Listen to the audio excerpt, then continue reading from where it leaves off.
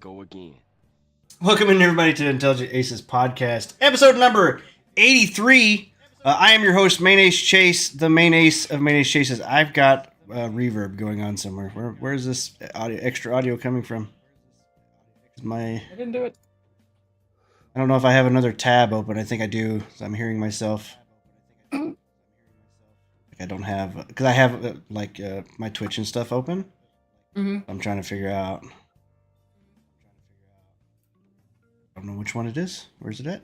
Which? Close them all. That's OBS. Well, I'm trying to keep them open so I can see the chats. Good night. But I don't know. Shoot. Super professional. Oh, always. It's not a live stream if everything goes right. Exactly. Where's this coming from?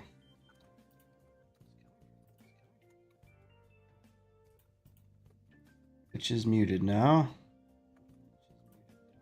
That tab of Twitch is. Where's the other one at? Where's the other Twitch tab at? There it is. I got it. I found it. I killed it. Murder.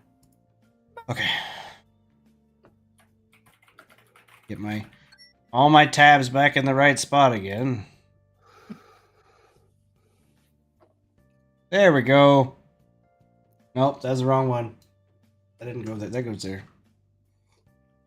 Okay, there we go. I think we're back to being mostly unscuffed again. All right, cool. Let me get back into my intro. I am your host, MainAceChase, the main ace of Intelligent Aces. Alongside me, my co-host, Nemo Mimi. Welcome in, Nemo. Good to see everyone again. And then I have a special guest, Real Mark Fox. Thank you for joining, Real Mark Fox. Thank you for having me. So I have a bit of a tradition on this show where I have the guest pick a playing card from a recently whittled down deck, and then I write your name and stuff on it, and then I put you on the cardboard as just like a way to showcase all Your the soul guests. is forever kept on the wall. Yeah, just Ouch. I can never get my soul back? Is it just stuck there forever? Nope, you're selling it for a card. I don't remember what card I sold mine for, but it's on the wall. You were Queen of Diamonds, Nemo. Yay! I'm pointy. Oh.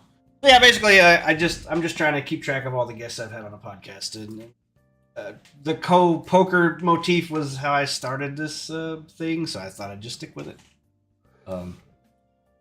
So yeah, if you want to pick a card, I'm out of face cards, so I'm down to just the numbered cards. No, I have the Queen of Clubs. If you wanted the Queen of Clubs. Oh, I don't know if I want to be a queen. Aw, you're not feeling fabulous today?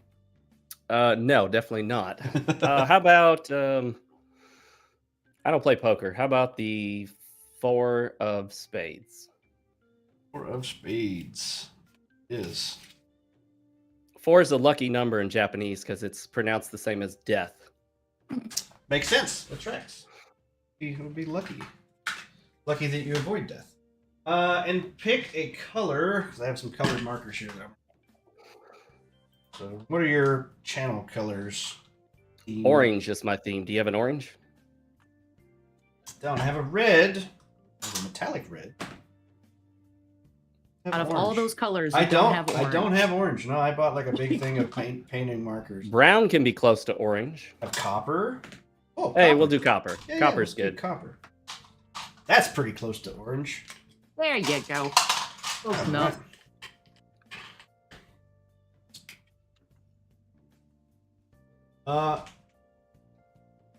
Right. Have to double check your name each time because I'm so used to spelling Mark with a K. Everyone is. It's the curse my mom gave me to forever spell my name whenever I say it to someone. Bigger on this side. And Chase, did you want this to be going out live on YouTube right now? Is it not on YouTube now? It looks like it says at 25 after. It does. It says that for me. I don't see the live stream. Could be he's doing a double. His channel does that often. If it's on your main channel. Mine. Yeah, it's on. Yeah, he's currently live right now. It's on the MainAceChase one. Okay, yeah, no, it's there. Maybe refresh. Maybe it hasn't loaded on your side. Yeah, it says 25 after is when it starts. It's weird. Weird.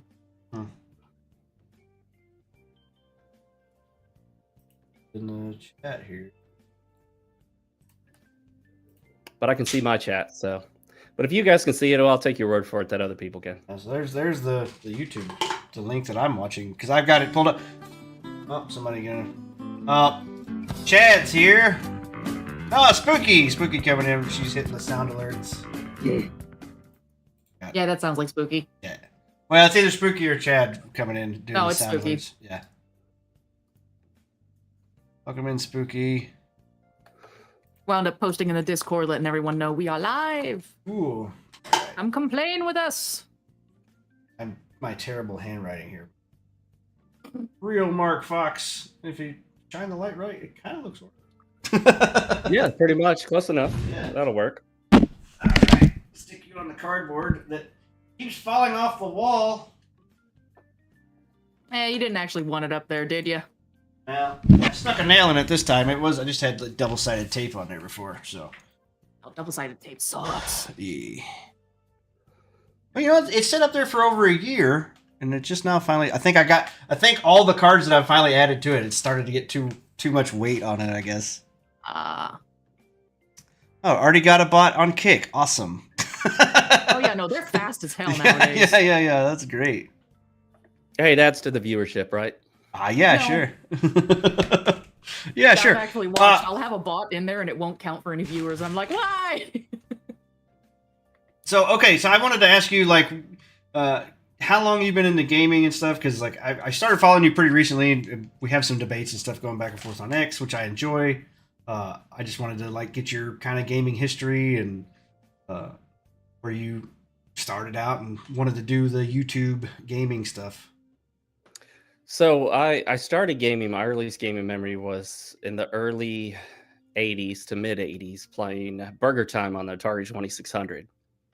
And I remember my mom being super impressed that you could control pixels on the screen. And that was kind of a new thing. Even though the Nintendo was out, we hadn't gotten one yet. And that's what led to my mom and dad eventually getting us a Nintendo Entertainment System, the original NES. Mm-hmm. And after that, I was hooked. Loved games, played them all the time. Later got a Super Nintendo, Nintendo 64, PlayStation 2, 3, and it just went on. I've owned dozens of consoles. Eventually, I focused mainly on computer games, PC gaming. My grandpa got me into computers, starting with the Commodore 64, where I did some basic programming. It's actually called BASIC. For those that don't know, that's the name of the programming language. Did some in assembly, C++, a few other languages, Python. I'm not very good at all. I used to know a lot more, but I got out of programming, mainly just do the gaming thing now. And then I started my channel, I believe, in 2007 or 8. And I hate the fact that I deleted a whole bunch of videos that were actually good videos that had good viewership, good view counts back in the day, because I had heard all this nasty stuff about people being doxxed. And so I didn't want my face anywhere in the videos. Changed my mind about that. So I wish I'd kept those videos, but they're gone now. They're gone. I don't have a copy. The only way I can get them is I sent an open records request to the NSA and in the FBI and the CIA, hoping that one of them would have copies of all my videos. Yeah. Haven't heard an answer yet, and they've asked me to stop calling them. Did you try the Wayback Machine?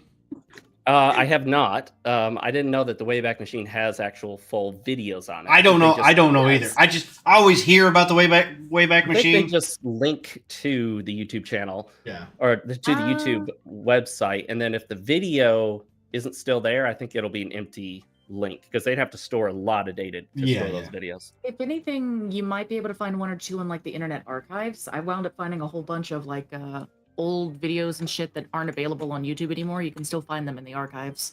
I might be able to. There were 2 channels that were ripping all my videos and uploading them to their own. So maybe I could find one of those hacks and steal my videos back.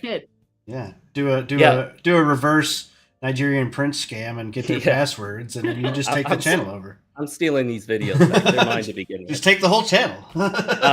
One of my proudest moments was my Xenoblade Chronicles review. I had imported that before it ever made it to the US, so I imported it from Europe. Mhm. And that was during that Operation Rainfall, where they were trying to get these 3 games that weren't going to come to America to come to America. I imported it, got the collector's edition, played it, did a review of it, put it up on my channel, and it got more views than IGN's review on their YouTube channel. Nice. Damn. Significantly more. I've since deleted it, but I really love the fact that more people were watching me than IGN at that time. Yeah. My best video is one called Becoming a PC Gamer. It's like 920 some thousand views. That's very, very misleading, because if you see my views lately, they're way down. I took a several year break. There were a lot of things going on. I got away from uploading for a while, just doing some other stuff. My son was born. Eventually went through a divorce, and that was a very lengthy process, and just didn't feel like making videos during that whole thing. Since then, remarried. So. And now I'm in a much better position and have a little bit of time. So I try to upload when I can, getting back into live streaming now. That's the thing I've been doing. Just live streamed earlier today, as you know, Chase, the last year of Nostalgaia. Big into the Souls games, Souls likes. Also trying to branch out a bit. Been playing some gotchas lately. But the goal of my YouTube channel is to be a bit of a variety channel, but those typically aren't as popular as channels that like narrow down and focus on one thing. So maybe I'll eventually find my true focus and stick to it. To me, I'm a variety person, I guess, when it comes. I don't like to play one thing. In fact, I used to have like a pattern where I'd play like a action game, and then like a shooter game, and like a racing game, and a fighting. Like I had this like loop of a set of genres that I would go through.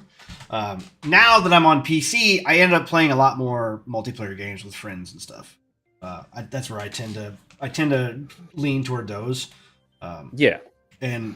And honestly, there hasn't been at least in the last few years, there hasn't been a whole lot of good single player games that's really jumping out. Yeah, the big problem now is most of the big name popular single player games, those story driven, narrative driven experiences, were produced by the AAA studios. And as we all know, the AAA studios have just gone downhill massively, not just in terms of the quality and other problems that they're experiencing, but in the fact that the economic environment and the way they're operating has caused them to collapse of their own accord. And so we're finding out now that they're continually trying to make safer and safer decisions, and they're trying to stick to what they think will definitely be successful, and end up making stuff that just doesn't sell that well because it's the same stuff they've always been releasing. And it's kind of like this cycle of them continuing to circle the drain. Yeah. Well, so we get that. My biggest thing, I've started a video, I've started the script on it and everything. I just haven't ever finished it or done whatever, but I wanted to do a comparison. My life story. Yeah. I wanted to do a comparison of like games, some of the first games in a new IP series. So like Horizon Zero Dawn, compared to Horizon sequel, the Forbidden West game. So Horizon Zero Dawn was produced for around $70 million. Horizon Forbidden West was $240 million in 4.5 to 5 years of development. So it's like at least 3.5 times better than the first one. Yeah, according to money wise, yeah. So, but it didn't sell well. But see, they also hide. So here I'm getting into the numbers part of it. But like, there was a recent post is like Horizon series has sold 35 million copies. That's combining both games. It doesn't say how many less that the sequel sold, because the first game was actually really popular. Yes. But it doesn't say how many that in second game the sequel was not well received. As of all the Sony sequels have been, I don't know why they keep shooting themselves in the dick. It doesn't make any sense to me at this point. So they had a decent IP with Horizon. I played the first one on the PlayStation. I think it was the 4 at the time. Yeah, it's 4. Later got it for PC. I made it like halfway through on PC. I finished it on PlayStation 4. It wasn't perfect. It did have some issues. The towns and most of the NPCs were boring, but I'm used to that. That's kind of standard now. Yeah. But the mechanics of how you take down the dinosaur robots, the traps you can set up, that was pretty different. And it was, it was unique to see that tribal culture combined with mechanical dinosaurs. Mm-hmm.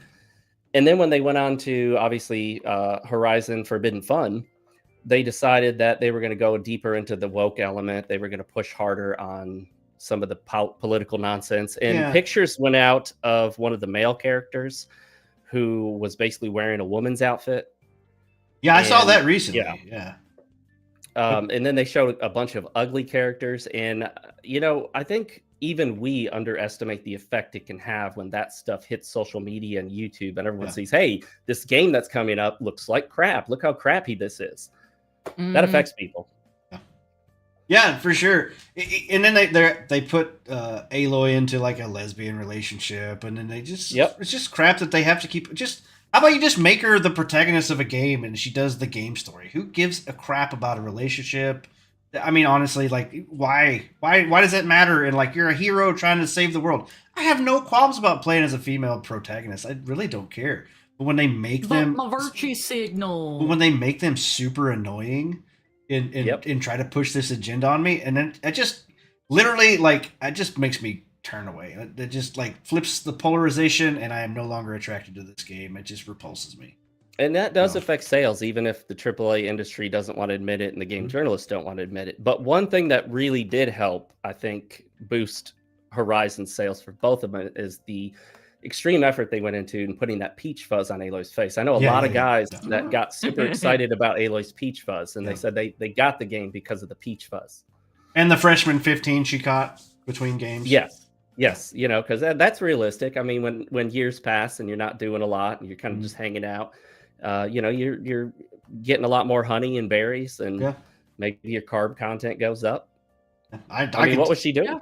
Yeah, that's me. Yeah, between world saving, she let herself go a little bit. But one thing that's interesting about Stellar Blade, people love to focus on just the aspect of how the character looks and ignore the gameplay and the combat and the mechanics. Favorite game of last year.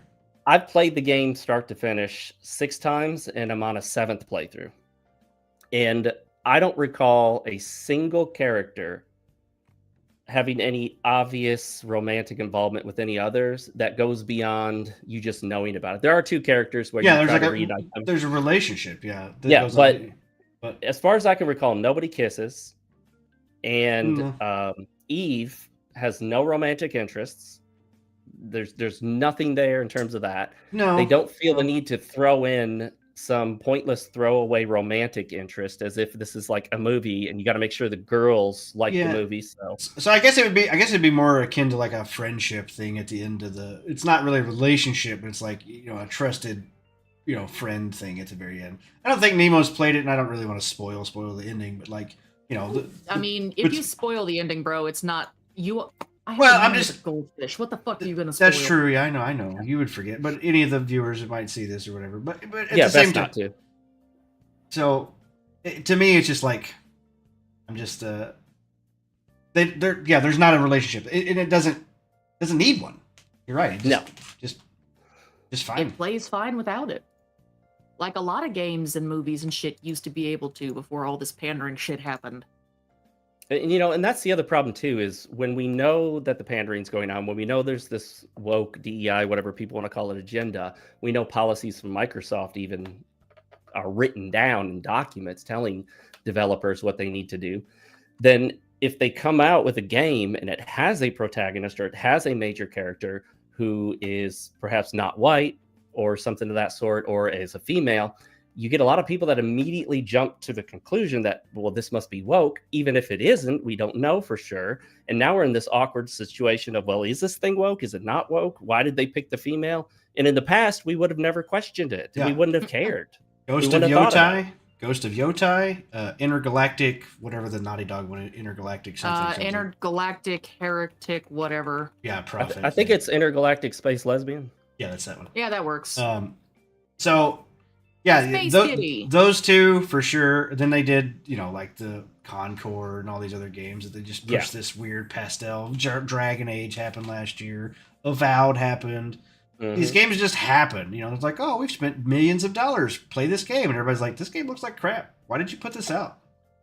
And then instead of trying to address it, they're like, distraction. Yeah. Fling shit in the air and run away. It's just haters online. It's just all those loser boys in their mom's basements that hate women. They're the problem. I know. The I'm such a chud. And Yeah. apparently they're also the customer base, because if those are the people that are supposed to be buying the game that aren't causing it to fail, then they're apparently not even catering to their own customer, who they believe are loser chud boys in their mom's basement. What blows my Yeah, mind, buddy. I guess I don't know, in the last like 3 years, if people just forgot how to do business. Like, So you the know, the push there's a and I don't always blame the developers. There are probably a lot of great developers that worked on Avowed. There are probably a lot of great developers even working on this intergalactic whatever it's called. I can't even think of the name of it because I know I'm not going to be interested. no. Ghost of Yote. Probably a lot of talented people that don't believe in this woke nonsense, but they're going to see their project not succeed to the extent it should, or even outright fail, because there are people above them that have nothing to do really with game development insisting that this is the direction they need to go. And a lot of Japanese companies do the same thing because they're being told by everyone they hire and talk to that this is what the Western market wants, even though it's not, because there are people in powerful positions pushing this, even though the people beneath them, such as us, the customers, are making it very clear this is not what we want. But the people above us that are supposed to be representing us are lying and saying it is what we want. And then we don't buy it, and they're confused as to why we didn't buy it.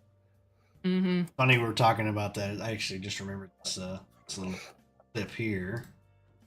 So, Intergalactic The Heretic Prophet actress That's what it is. Tatia Gabrielle mocks gamers in new interview, claims they're going to play that game anyway and love it. This literally was this was literally an interview from like yesterday, day before. I heard about that. Yeah, and it's just like It was painful. I watched it. It was the gall of these people. God. The smug smirk on Yeah. her face the whole fucking time. You people are just gonna buy it anyway. I'm like, wait, just wait. Right. Yeah, this is the fuck around phase. The find out phase comes next. You're gonna find out when that game releases. God, I can't wait till they find out. It's gonna be the same things with that goddamn Black Panther movie that wound up failing because they were like, we don't want anyone except us to go there. We're like, okay. And then it failed, and they were like, what happened? Well, okay, so when you said Black Panther, you mean every single Marvel movie that's released since Endgame is what you meant, because they've all failed. I think one has actually made money, and it wasn't even like, it was nowhere near the money that the previous movies had made. Nope. So I can't think of that actress' name, but if they had put her in the next Call of Duty, she could have made that comment. And it would have been true. People would have bought it. I mean, they can put so much garbage in Call of Duty. People will buy it because it's Call of Duty. Yeah. But when you've got a new IP in a somewhat niche interest like sci-fi and space, which, that's not the typical thing that your average, NPC gamer buys when they go to the store. They get Call of Duty, Battlefield, sports games, maybe some racing games, FIFA, like that. NFL. They're not going there looking for the intergalactic heretic prophet. And the gamers that do buy those games have now all put their shields up because people like Neil Druckmann and all these jackasses that think they're too good for whatever have basically said, you're gonna like the things that we do or whatever. And then, The Last of Us 2 came out. Everybody's like, what the fuck is this? Why did you do this? And making it to where then they're like, big twist is so far in you can't even return it. Yeah, and then Neil said something, we don't make games for fun. Then you should just stop producing anything because you're retarded. I don't make games for fun. What the fuck you make them for? They also ain't making that either. Luckily, they also fired him from his own show. HBO is like they went on their creative different ways or whatever, and so he will not be working on. Yeah, he will not be working on season 3 apparently. So I'd heard something, and I can't find it. I looked for it the other day. That there were some talk among people that work at some of these consultation companies that when they release a demo or a preview of a game, to intentionally not include any DEI woke elements, and when they release the game, the idea now may be that within the first 2 hours or whatever time frame it is, like in the case of Steam, it's 2 hours of gameplay, to not make it clear that it's going to be a gay couple, lesbian couple, and not make it clear that they're going to suddenly pull a switcheroo and the main character you thought you were playing as, no, it's going to be this young non-white boss girl chick instead. They're going to replace the dude, but wait until you surpass the period in which you can return it. Yeah. Stinky. Which is why, like, I've been old and jaded now. Like, I'm not really super hyped for a lot of games that are coming out now. And so I've been playing the Battlefield 6 beta, and I went on like a strict EA boycott. I just like, I'm not gonna play any more of this crap. And then my buddies are like, play it. So I downloaded the beta and played it, and I'm enjoying it. It actually is fun. That's what I've heard. But I'm saying it's not a day one buy for me. I will wait the weekend at least till most of the other people that YouTubers and stuff that like actually kind of trust halfway play the game, and then to see if it's going to be just a janky piece of crap, or if basically it let will it be get its solid. stress test out. Yeah, I'll let you know how good it is after they fly me out to California. Yeah. All expenses paid, and have me go on, dolphin scene trips and whatnot, and then let me play the game for a few hours, and then I'll make a video and tell you how great it is. Awesome. I'll be waiting for that. There you go. I'll be waiting for that. Yeah. Be sure to show plenty of pictures of the dolphins. Of course. I'll Yeah. put that all over my social media and on the YouTube video and say, but this does not affect my opinion at all. Right. Yeah. I always love that too. Here's the new Call of Duty by IGN article. It's a 9 out of 10. Why? Yep. Why? Dolphins. That's why. Yeah. You didn't get paid for that. No. Yeah. So a lot of accusations go out about journalists getting paid for good reviews. And I agree with another guy's video I saw where if there were any significant number of game journalists, professional game journalists, big names getting direct payments for it, that stuff would have hit the fan already. That would have been revealed. We would have found out. Somebody would have leaked that. We're not really getting any of that. I would say you're right. It's swag. It's some kind of swag bag. It's access. Access. It's swag. It's free copies, free codes. Mm-hmm. It's trips. It's really about the access. Definitely the codes. Stuff. Because a lot of these guys on YouTube, and to a great extent, I don't blame them, they couldn't afford to just buy all the games for the purpose of reviewing them because the video they make doesn't even cover the cost of the game. So they have to do this, and they get certain conditions, and they know it's known, it's understood that if you get this game for free and you just blast it, that's horrible. You're probably not getting the next one from another. It's just the way it works. So, and then back and forth to whatever Nintendo's doing now with their supposedly fastest selling console. I'm gonna be honest with you. I don't believe any of the numbers that anybody produced. I don't. Steam charts have ruined me because I actually do trust these are legit players that are playing a game. That is a metric that you can go by. When you got Assassin's Creed saying we hit 3 million players the first weekend, what the fuck does that mean? 3 million players. Does that mean that you just passed the controller around in a circle and that's how you got how did you count that? So one thing to consider, a lot of people like to do these calculations to come up with, for example, inflation rates and the cost of games. And I'm not really a big fan of a flat calculation. One thing nobody takes into account is if you're going to compare, for example, let's say the sales of the NES, the original Nintendo Entertainment System back in, I think was 1983? 83, yes. 83. Yeah, 1983. Could you compare that? Could you reasonably compare that to a Nintendo console released this year? I mean, think about how many more people are playing games. How many 20-year-old, 30-year-olds, 40-year-olds, 50-year-olds were buying consoles for themselves in 1983? So when we were doing a debate the other day on Twitter through this deal, I started doing some research, and I asked I just asked AI because I was driving and I can talk to it. How many games were produced from 1985 to 2000? And it was roughly just under 10,000 games. In that 15-year, it broke down. Yeah, so it was only 10,000. And I said, okay, how many games were produced from 2020 to 2025? And it's well over 100,000. Yes. So how much games has tenfold at least, at minimum tenfold. So there are a lot more people buying systems and playing games now.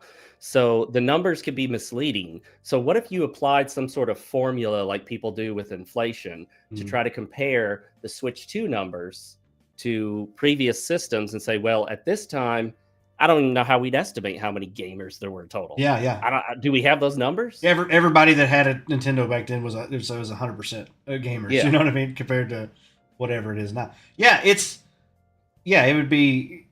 impossible to do. And so the money thing comes into effect, where the report to come out that's the PS5 is the most profitable console that Sony's ever sold.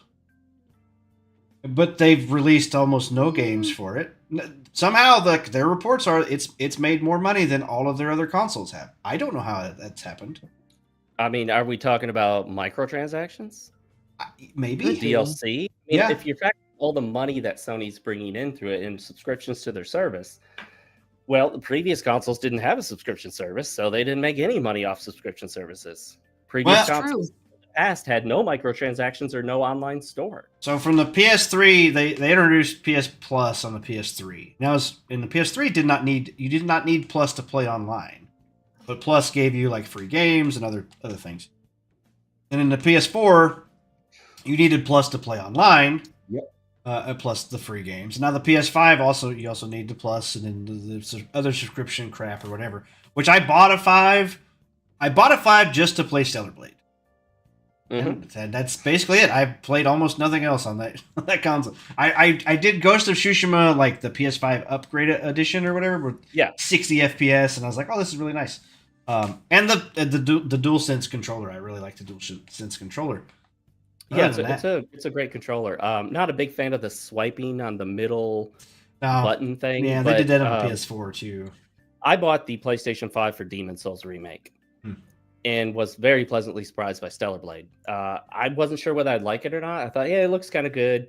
But up until recently, believe it or not, I'd actually thought that games that leaned heavily into the fan service were doing so to make up for the fact that their gameplay was lacking. Right. And that's sometimes true. In a lot of cases, that can be, yeah. Yeah, especially with some of the Chinese games that went that angle, which is interesting considering, China's supposed to crack down on that kind of stuff. But lately I've seen that that's not necessarily the case. There are some games with fan service that have really good gameplay, and you wouldn't know it if you obsessed over how it looks, right? And thought, oh well, that's just that. So I played Stellar Blade, which I knew what Stellar Blade was before it really became Stellar Blade. Like I went to looking this game up because it released. They released a trailer called Project Eve 6 years ago or something like that, and then it just disappeared for a while. And I was like, "What happened to that game?" And I had to dig to find it. And as soon as I dug and found, I was like, "Oh, it's Project Eve. It was released then. It's been on hiatus or whatever." The next week or week after, they did, "Oh, we're partnering with Sony. And we're gonna be." I was like, "Oh, cool." Weirdly, my brain thought at this time to look this game up, and then the next week it actually comes out. Information comes out. So I was hyped going into it. And then the developers were more and more based. We're going to have this pretty female character. And I'm like, you're selling me more. And to the point where I was like, you know what? I want to play this game, even if it's PlayStation exclusive. I'm just going to buy me a PS5. And I don't regret the PS5 buy, even though I haven't even turned it on in months now. To play it. And it was great. It was honestly my favorite game that I played last year. Single player title for sure. Hands down the most fun. And then that tricked me into getting into Black Myth Wukong, which I hated. So that one did not live up to the hype. I really did. I really did like Black Myth Wukong. It wasn't quite what I was expecting. I tried going back through it, and I think it's like a one-time experience kind of thing for me.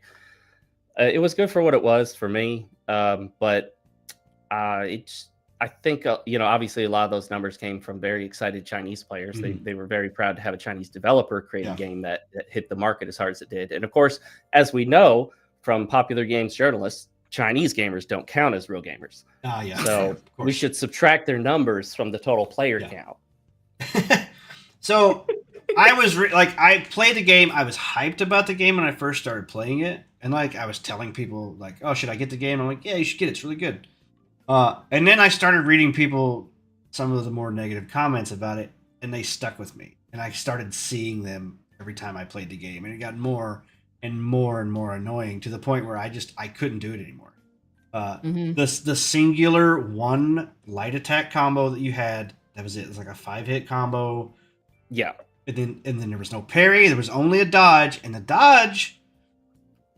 So, if you do the perfect dodge, there's that sound or whatever when you do the perfect dodge and your character's shadows left behind and all that stuff. Yes. Yeah. I would hear that sound and still get hit. Yeah, so I remember I you don't grumbling about that. Yeah. I don't recall if that happened to me, but I do recall getting very frustrated at some of the fights. They leaned really hard into that. Hey, this is being compared to Souls style games, and so if we're going to have a Souls like or Souls light or whatever you call it, then we need to make sure the player dies a lot because that's what the players want. They want to die a lot and find it really hard. They kind of misunderstand Miyazaki's vision for challenging and fair combat that makes you feel rewarded, and they go more towards the end of let's just rack the difficulty, stack it up. Yeah, just give the player a brutal beat down and show them that they're nothing. So yeah, the biggest thing was like, so fighting multiple enemies, which you had to do multiple times through. The boss fights were fine, but like getting to the boss fights sucked because there was no way to like, no good flow between enemies. And when you did attack, there was no range to your attacks. You only attacked what you were locked onto. Like, so even if there was guys near you, so your staff wouldn't hit them sometimes, which aggravated me. You were also a monkey that couldn't fucking climb. So there's like elevated enemies, archers shooting you from rooftops, and you cannot get to them. There's no range. Never occurred to me. There's no ranged attacks. There's no other way to like counterattack, to counter some of these enemies and stuff. It's just like, why? Why is this like this? And then obviously not an open world game, very linear. No. Looked open world, not open world at all. Invisible walls. It's not. Everywhere. It's not open world. Each zone has different kind of areas. Yeah, branching paths. And you could teleport back to previous zones most of the time, unless you were locked in temporarily. But it wasn't open world, which I don't need the game necessarily to be open world. No. But one of my biggest issues was that a lot of the smaller enemies in between the boss fights a lot of them felt like cannon fodder. You just mowed them down. Yeah, you either mow them down or they would just lucky shot you. Yeah.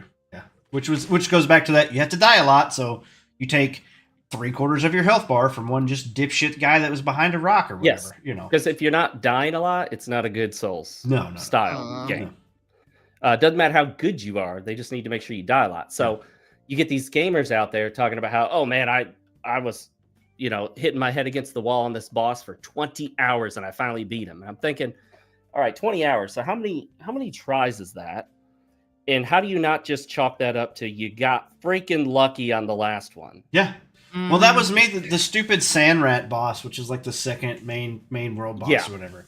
That was stupid. It was stupid cheap for one. Like he would do this like it was like a grapple attack, but he basically kick you up into the air and do this like a cinematic cutscene attack on you, and like it would hard lock on you.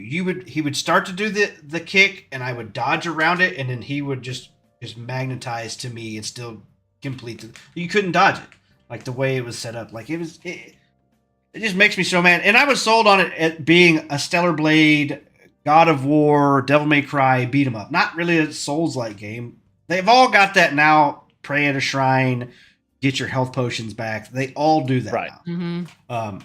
But Stellar Blade did it, but I think Stellar Blade was more forgiving with the combos were better. Your super moves were a lot better and a lot more impactful. It felt like. So, it felt like there was an actual flow instead of just kind of slapping. Yeah, there were different stances you could take. Like there was one where you could climb up on the pole, and I got knocked off of it every time. And I just found that it was easier to stick with the main stance. I think some of the other things were like these things added later that didn't make as much sense. Now, maybe some people mastered it, and they were like, "Oh man, I use the pole stance all the time." And I'm like, I think they used the one that like shoot the pole elongates, and like it was like that was your only range attack where you could shoot the pole out and hit a guy with it, whatever. Yeah, I know how to elongate my pole, but I just wasn't very good at using that in there. The only time where I really enjoy getting way up on the pole is at special places I go on the weekends. The ladies' clubs. Yeah. So all right, there I get to bitch about Wukong, which is my weekly thing. I must have missed that. I've been following you on X for a while, and I don't recall seeing any complaints about Wukong. Yeah, he doesn't so much text about it anymore as he does verbally. Yeah. So there's like two main staples of this show that's happened since it's episode 83. The first one, every single story that came out with Suicide Squad, I had to talk about it.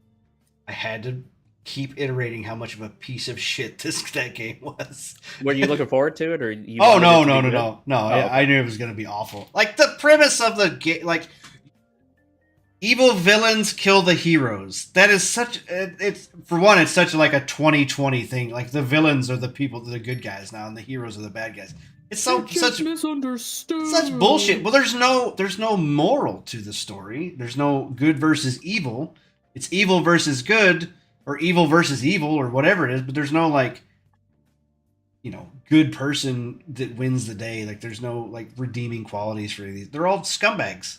Well, if you're woke, then that makes sense because you hang out with scumbags and you're evil and you're trying to win and defeat the good. So that's the only thing that actually makes sense.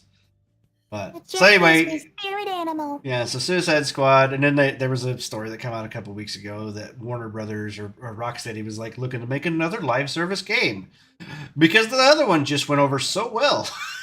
Because I'm telling you guys, there are these men in suits who sit at board meetings who know nothing about games, who are being told about the gaming industry by people who also don't know about it, telling them, hey, this is what's selling. Look at all these stats we're showing you. I mean, look how much money this live service game made. Look how much money this one made. They're not saying, hey, most live service games fail within 6 months or less. Completely fail and don't even make back the money they spent on it. They just show them the big hits. Here's Helldivers 2. Yeah. We're going to be the next Helldivers 2.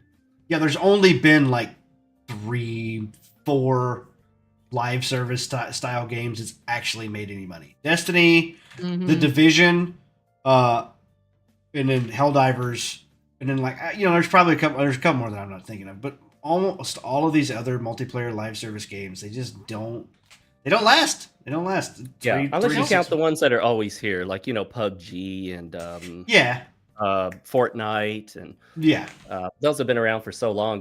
You don't even think about them anymore. They've just been a staple. Yeah, but I don't consider them live service. I mean, that's what they are, but I don't consider them that because they're free to play. Their whole model was designed around getting skins and battle passes. Yeah, and then they got the sweet crack baby colors that attracts all the youths to the game.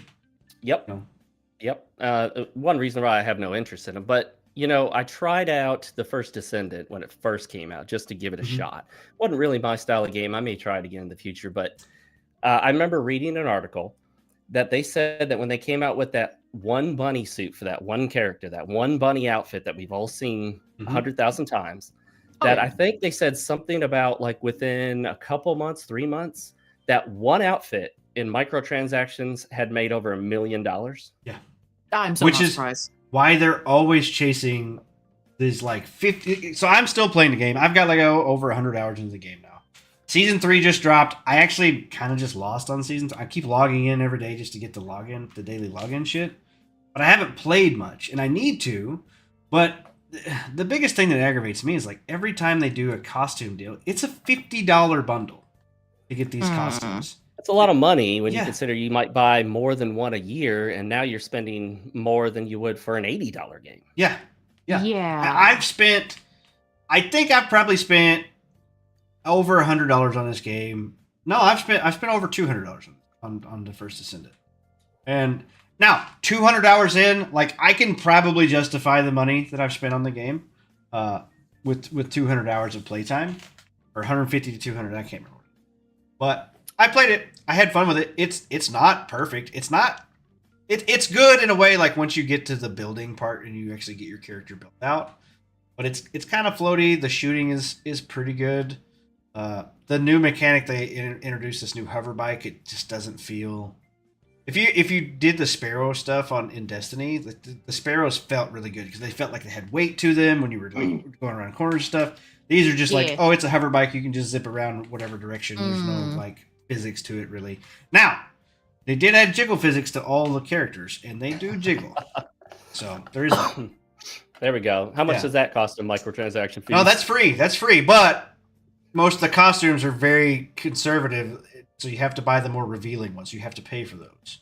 Yes, of course. I mean, that makes sense. Yeah, the normal costumes, full body suits, fully zipped up. You pay to take the clothes off. That's how it works. That's how it works for me every weekend. Yes. Yeah. That's how they figured it out. So Those are the rules for me every time when I go out on the weekend. yeah.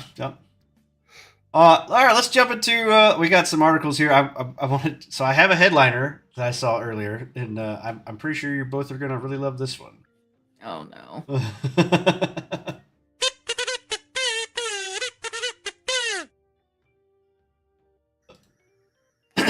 Stressed out adults are turning to adult pacifiers. No. Mess up your teeth. Why does it look like a Pinkie Pie one? Stop using Because My Little Pony. That's what it is. That's My Little Brony. My Little Pony. They're everywhere. Chinese e-commerce platforms. No. Toyo Boyo, whatever. I don't know how to pronounce these things. Adult-sized pacifiers. I see these headlines. I don't even want to read the article. I don't, because for as little as 10 yuan or about $1.40. Or do as much as $70. We're paying $70 for a goddamn pacifier. That thing better. This person. Every time. How much are they with the Trump tariffs? Like medicate me. Oh, that's plus 20. No, it's 125%. So, about $200. So I don't know how old you guys are. I'm in my 40s, and when I was in, I think, middle school, the end of elementary up until middle school, it became this fad for girls at the school to carry a pacifier around their neck. I remember this. I will be 40. Yeah. I will be 40 in September, so I do. So remember I this. do not remember the girls ever actually sucking on them. No, just have them on their neck like a necklace. I do remember that. Yeah. So I think I'm also from the South, so like the goth conservative thing wasn't like the goth chick wasn't really a thing in my high school. My small high school, like 80 something people in my graduating class. So it's just, and it's super hot and humid here, so all the black stuff doesn't really work out so well for people down here in the South. So the makeup melts off. Yeah. There was too much sunlight for them to. They couldn't hide from it. I got to say, I'm kind of disappointed. I went through all of schooling, primary school and whatnot, and never saw a goth chick, and heard all these things about them. Would have liked to have met a goth chick and talked to her, but never happened. I met plenty of depressed women. That was, those were the ones that were always attracted to me. Different. We're a bit different. That's all of them nowadays, is it? Yeah. No, that's definitely all of them. Except for Nemomini, obviously. Oh, look at this! Look at this new study. Look at this weirdo. No.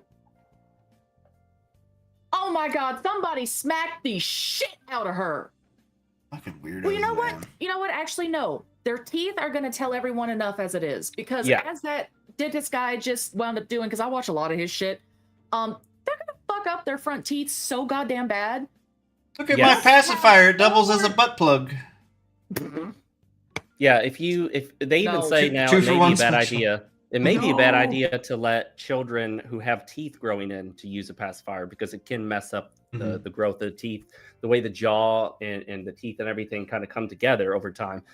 You actually have some control over that for your children. It's not all just genetic.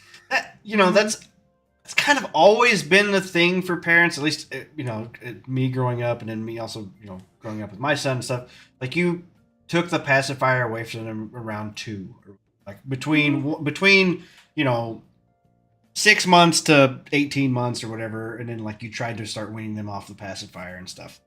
Same with sucking your thumb. Like you don't want them to do that long. Yeah, so it's very bad for their dental health, for their jaw formation, teeth, and then it can actually lead to mouth breathing as they get older, and can cause them to have the recessed jaw that a lot of people make fun of. The dude that has no chin kind of thing, where the jaw's kind of back. I just have an overbite, so that's me. But I'm fortunate to have a man chin. So mansion. How many rooms? Damn. How many rooms in that mansion? A man chin. 2 words there. No, I got you. I just thought this was funny. This is just more ridiculously. Okay, so jumping into the next topic that I had. So have you seen the little VTuber cat person Oh is God, the that guy Mhm. that was cheating in Battlefield. Yeah, I've seen Yep. it. So Go ahead. so this hit like last Saturday is when this initially dropped, and the whole roller coaster, which I've been following since then, and it Crazy. finally ends today. Like it's officially ended, at least in my Ooh. book. So I wanted to watch the video on stream here just to kind of get an idea of what we were talking about. Yeah, let's do a live react.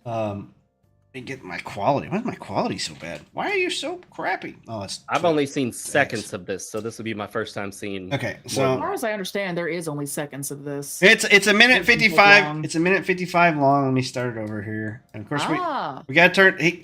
So I'm going to turn the volume up and down because he's playing copyrighted music throughout it too. Gotcha. So, but I do want to like have the at least. What an a-hole. Yeah, what a dick. Oh So my god, you did follow me in Delta Force era. That was so long ago. bang, bang, bang, bang, bang, bang, bang. 4 kills. Oh my god, what the fuck? That was nuts! Okay, right here. This Yeah, that was jeez. I can do flicked that. straight at that guy. that was the one I wanted to slow down. So here's the aimbot. Bang, bang, right here. What's he shooting at? Yeah, he's already locked onto him. Looks like aimbot.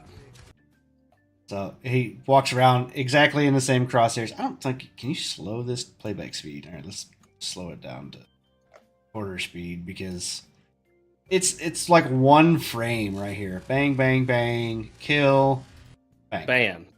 Right it's to the it. instant turn straight to Yeah. it. There's no other way you can call that but aimbot. Yeah, Doesn't overshoot it the slightest, because Yeah. even Nope. good gamers will slightly overshoot a bit and then come back. yeah. Oh yeah. That's what the human body naturally does. So they're saying, oh look, this was like there's the mini map, and you flick straight to the mini map, but Mm, where this No. guy is, wait, there's the guy. So where the guy is Yeah. on the mini map, he's across the road. but you know what? There is the possibility that them's is just that good. Yeah, yeah. So And you know, there are aimbot programs. I remember people used to using the old Halo Combat Evolved demo, because I only ever played the demo online. And one guy was telling me when he used the aimbot, there was a setting to have it be slightly off occasionally, Mhm. so it looked more like a real human. So you weren't always getting straight headshots. Like maybe it aimed down a bit Right. lower. So Yeah, you'd that go, one's- okay. Maybe that's not. that one's locking center mass instead I've of seen- headshots. I flicked straight at that guy through the wall. I've seen a guy end up Oops. explaining some of the aimbot hacks on TF2. There you go. Listen to him. Guy through the wall. Oopsie. Oopsie! I flicked straight to the guy Oopsie. through the wall. Oops, hey. Wow, I flicked straight at that guy through the wall.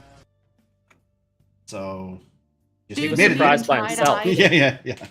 He was Oopsie. surprised by himself. Are you 240 FPS? Good computer.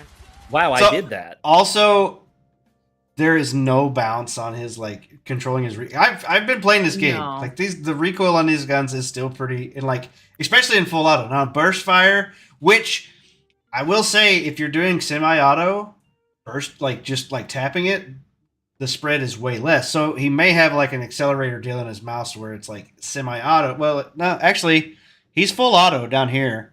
Looking at because you hit B to switch to from full to semi-auto. He's full auto, but all of his shots are just perfect, right on the money. With a full auto gun like that, it's not really how the game works. It works with burst fire. So there is one thing that leads me to believe that we should probably side with him and agree that he wasn't cheating. And I think it's that he may be trans, and so Right. we have Oh, to yeah, so we have treat to- him as a protected class. we have to forgive everything. Yeah, true. It would be Damn. okay if it were just a normal white dude. I mean, dude. But if it's a trans individual, no criticism is allowed. We can't do that. We can't criticize trans people. Okay, so Sucks to suck. here's one. Kills this guy. Goes to revive. Bang. Like that 180 flick. That's not even there the previous frame. Like how? Hey, Cat Girl Boy says he's just that good. Yeah, I guess. So there is a mode. Everybody's like, oh, they're not looking at you. So there is a bot mode in the beta where there's mixed in with bots and there's other players in there too, but it's like bot lobbies. And I played it today just to see what the difference was or whatever. And there's a lot of people that walk up and they're very sluggish to aiming at you and stuff like that. So it's possible that they could have been playing. That's why I say they. He could have been playing in one of these bot lobbies. So that's a possibility. Why, a lot of the enemies aren't fighting back. Because I did run into a lot of that stuff when I played in the bot lobby. Right. It still doesn't explain the instant, super accurate reflexes that I think probably exceed what you could expect from any person. Right. Or a super high pro player. Okay, so here's one where he just did a 180 flick there. Bang, bang. Locked on. So there's one where he's shooting into the building here. Bang. So the way a lot of aimbots work, from what I've been told, is you move the mouse close enough to the target and then it locks on. So if he occasionally moves close and then locks on, and he's defending that as his own behavior or as his own actions. I'm not a pro at these. I have not played one of these kind of games since Modern Warfare 2, the original, not the reboot, remake, whatever. So I wouldn't be qualified to say for 100% sure, but based on everything I've seen, it definitely looks like an aimbot with possibly a little bit of that slightly off characteristic. I forget what they call it, but to make it look a little more human. Yeah. Yeah, it's basically kind of like a lag that they put on it. You can see some guy explain it's actually really good. I gotta find that video. I'll send it to you when I find it later, Chase. But it's actually really good. Guy goes through for like half an hour explaining the different cheats. He actually explained it. He was like, "Valve, please don't ban me. I'm doing this to show people what the hell they need to look for." Banned. This was funny here. This he got banned afterwards, but it was actually like Huskers. They were like, "Hey, come on, guys! This is aim flicking 101. No way of actually accusing this person of cheating when you can easily explain every flick in the clip. Same people that fell for Symphony's baits and COD. Red Man and Huskers caught cheating live." So I trust none of these people. Anybody that's come out defending this jackass saying that it's not cheating, they've all been like, "You guys were banned for cheating." Like all of the people that defended him. Really? Yeah. Nice. It's ridiculous. And then that's just painful. That's when they went to you're transphobic because you said it's a guy. You said cat boy or whatever. It's transphobic. Why are you so transphobic and all this stuff? And it's like, so you're clearly trying to get away. He was definitely cheating, but because we're transphobic, it's bad now that we think he was cheating. I don't know, it's so stupid. Well, we all know what the more important issue is at play here. We're basically against a protected class. That's something you're not allowed to do. So really, we're gonna pivot away from whether he's actually cheating or not, and the obsession of whether this biological male counts as a he or not. That's the real conversation. That's the important part of it. Yeah. All right. So this is where it ended this morning. Enclave Emily, hi. Oh wait, what the? Out of here. Yeah, I do hate that. Hi, actual former cheat dev here. Riley is cheating and using a mouse sim aimbot. Their FOV setting is somewhere around 2.4 minimal to no RCS reduction, probably an external. Have a nice day. Damn. Mic drop. Yeah. Damn. Looked at it again. I'm willing to bet that they have some stream-proof visuals for their FOV might be as high as 20 in some clips. Regardless, that's cheating. Yeah. Yeah. Cheating is cheating, and if you're doing it online against other people, that just makes you a loser, no matter what you are. Is cheat dev a job? Yeah, I mean, people that created them and sold cheats. Yeah, that's the job. Mm-hmm. They make good money on those because there are a lot of people that end up using them, and yeah, so the better the mod, the harder it is to detect. So I use a mouse with a bunch of thumb buttons on it, and I use like 1, 2, and 3 to switch weapons, and then the other 2 for like slide and crouch and stuff because I hate trying to find C and control when I'm doing keyboard and mouse. Hitting the wrong button. Yeah, I end up like fat fingering it or something. So having it on my thumb button, I can get to those. And I'm guessing same with this person here. They did a hand cam stream, but the hand cam didn't match. And I don't know if you could even see the mouse enough to be able to like to see if they I were mean, clicking a different button on the side of the it mouse? wasn't high resolution enough to really see that well. But you know, a story about cheating and why it's so bad. When From Software released what is arguably the worst PC port in the history of PC ports, the original Dark Souls Prepare to Die edition, which I was glad we got one. People in the community were able to fix it up a little bit, but it had to have been the worst PC port ever released. They released that, and they asked everyone to please follow the honor system. There's no anti-cheat, no anti-hacking at all. People hacked the crap out of that thing to the point where they could hack stuff into your game that basically caused it to crash and corrupted your save files. And that's fucked up. it was awful what they were able to do, and it killed the multiplayer component of that. You could not do PvP in that game. You couldn't reliably even summon a friend and be subjected to invasions. You had to basically find an arranged PvP match by friends and people you know and trust and do it that way. Otherwise, and then shortly, it wasn't but a few months later, I mean, it just died. The multiplayer in that game was dead because of that. And that's what happens when there's enough cheaters. It kills it. Yeah, I can see it. They and that's why, honestly, like, I pretty much said I was done with PvP games. Last year before last. I just, I don't even remember which one it was, Apex or some crap. I was like, you know what? Just gotta drop the controller. I was like, I'm done. I don't need this stress anymore. I don't need this, like, to beat my blood pressure to get up from playing a stupid ass game. I don't care. Not in that, like, that rage mad because you got, getting in an intense game or whatever is fun, but like that, I don't need it no more. I'm done. And I haven't those adrenaline dumps that if you get too many of them are not good for you. That they theorize that that's part of the PTSD of when people go to war, usually men. But when men go to war and they fight, and there's that constant, intense adrenaline dump of knowing I could die now, that's an adrenaline dump. I've been in a few situations like that, not war, but just at work, based on what I do. It's nothing like going to war, I'm sure. And when you get enough of those, it has a deleterious effect on the body. They've shown that over time. If you're dumping adrenaline too much, it can actually hurt you physically and mentally. Yeah. And people get that in these games because it's simulated so well that you kind of get a similar feeling. You know you're not going to die, but it's still an adrenaline dump because you're so focused on it. Yeah. Anyway, Souls game. Yeah, well, so I got tricked. Elden Ring tricked me into thinking that I could play Souls games, and then I haven't played any other Souls games because fuck that.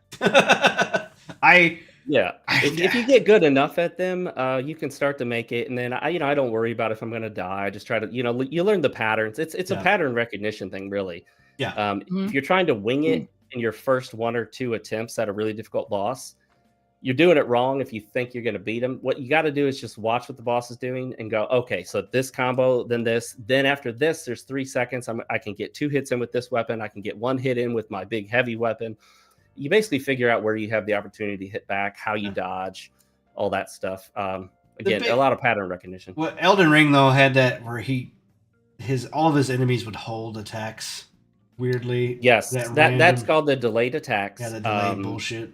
That was popularized by Tanimura, and then Shibuya before him may have had a role in that, in Dark Souls 2, which is the one I despise because I hate a lot of the elements that were brought up in that game that carried over into future ones, where they realized, okay, players are seeing this weapon go up, and then they're going, okay, this weapon's going to come down, right?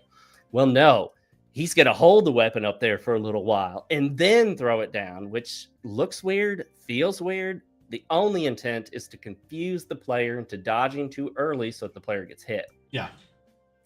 Other than that, everything about it seems and feels awkward and weird and out of place. And it's only there to try to make sure that if you're getting good at the game, you still get hit. Yeah.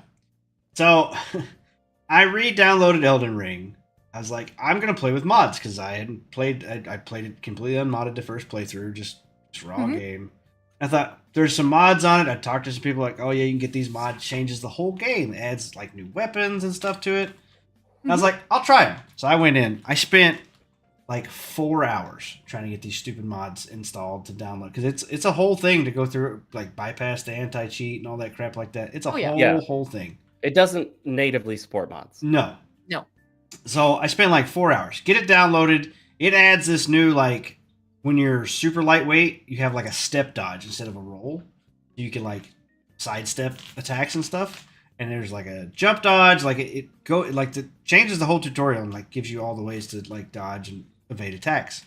I was getting pretty good. Get to the first like beast boss in the cave. Smokes me like 20 times. I uninstalled the game. Fucking walk. I was like, I'm not gonna do this. I'm not gonna fight. I'm not gonna get raging mad where I want to snap a controller in half. I don't want to play it that bad. So I just uninstalled it and walked away.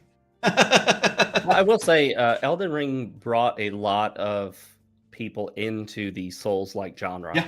I have a friend, I work with him, and he was not interested at all in any of the games until he saw Elden Ring and knew it was coming out. So he asked me to borrow my Switch copy of Dark Souls, which I'd played a grand total of like 15 minutes. My son tried to play it a few times, and he's a little too young for it. And he's like, Dad, I just keep dying. I'm like, welcome to Dark Souls. So did I. Yeah. But my friend, he started playing Dark Souls, and he's better at games than I am, and he got really good at it. He likes Dark Souls 2 a lot as well. He liked the new Lords of the Fallen reboot. He beats almost every game he starts playing, even if he doesn't absolutely love it. He's just determined to beat them all. And he's I wish played I had Elden that Ring. determination. Yeah, I've got 500 games in progress right now. You know what I mean?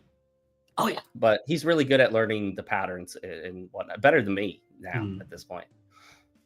Yeah, and I like the Elden Ring. I honestly like the way the genre gives you, like, you can play with katanas, you can play with giant ass swords, you can play with rocks, or whatever. Like, there's Magic. so many different. Yeah, you can throw magic spells and prayer spells and the way you do the builds and stuff. And then I'm like, I'm gonna do a bleed meta because fuck it.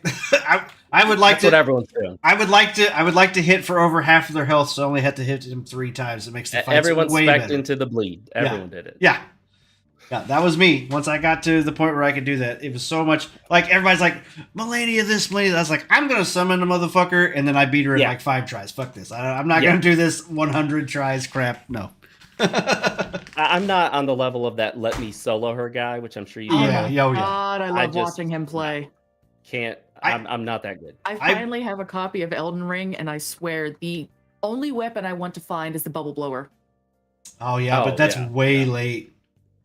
Isn't that bubbles. Is that a random drop from the enemies? It's a random drop from the enemies in Melania's domain. It's the tree. You're up on the tree limbs. Yeah. Well, I guess you can get it early in the castle, but it's super rare to get it there, I think. I don't think I ever got one. I don't think I ever got one either. But I never fully replayed the game after my first time through.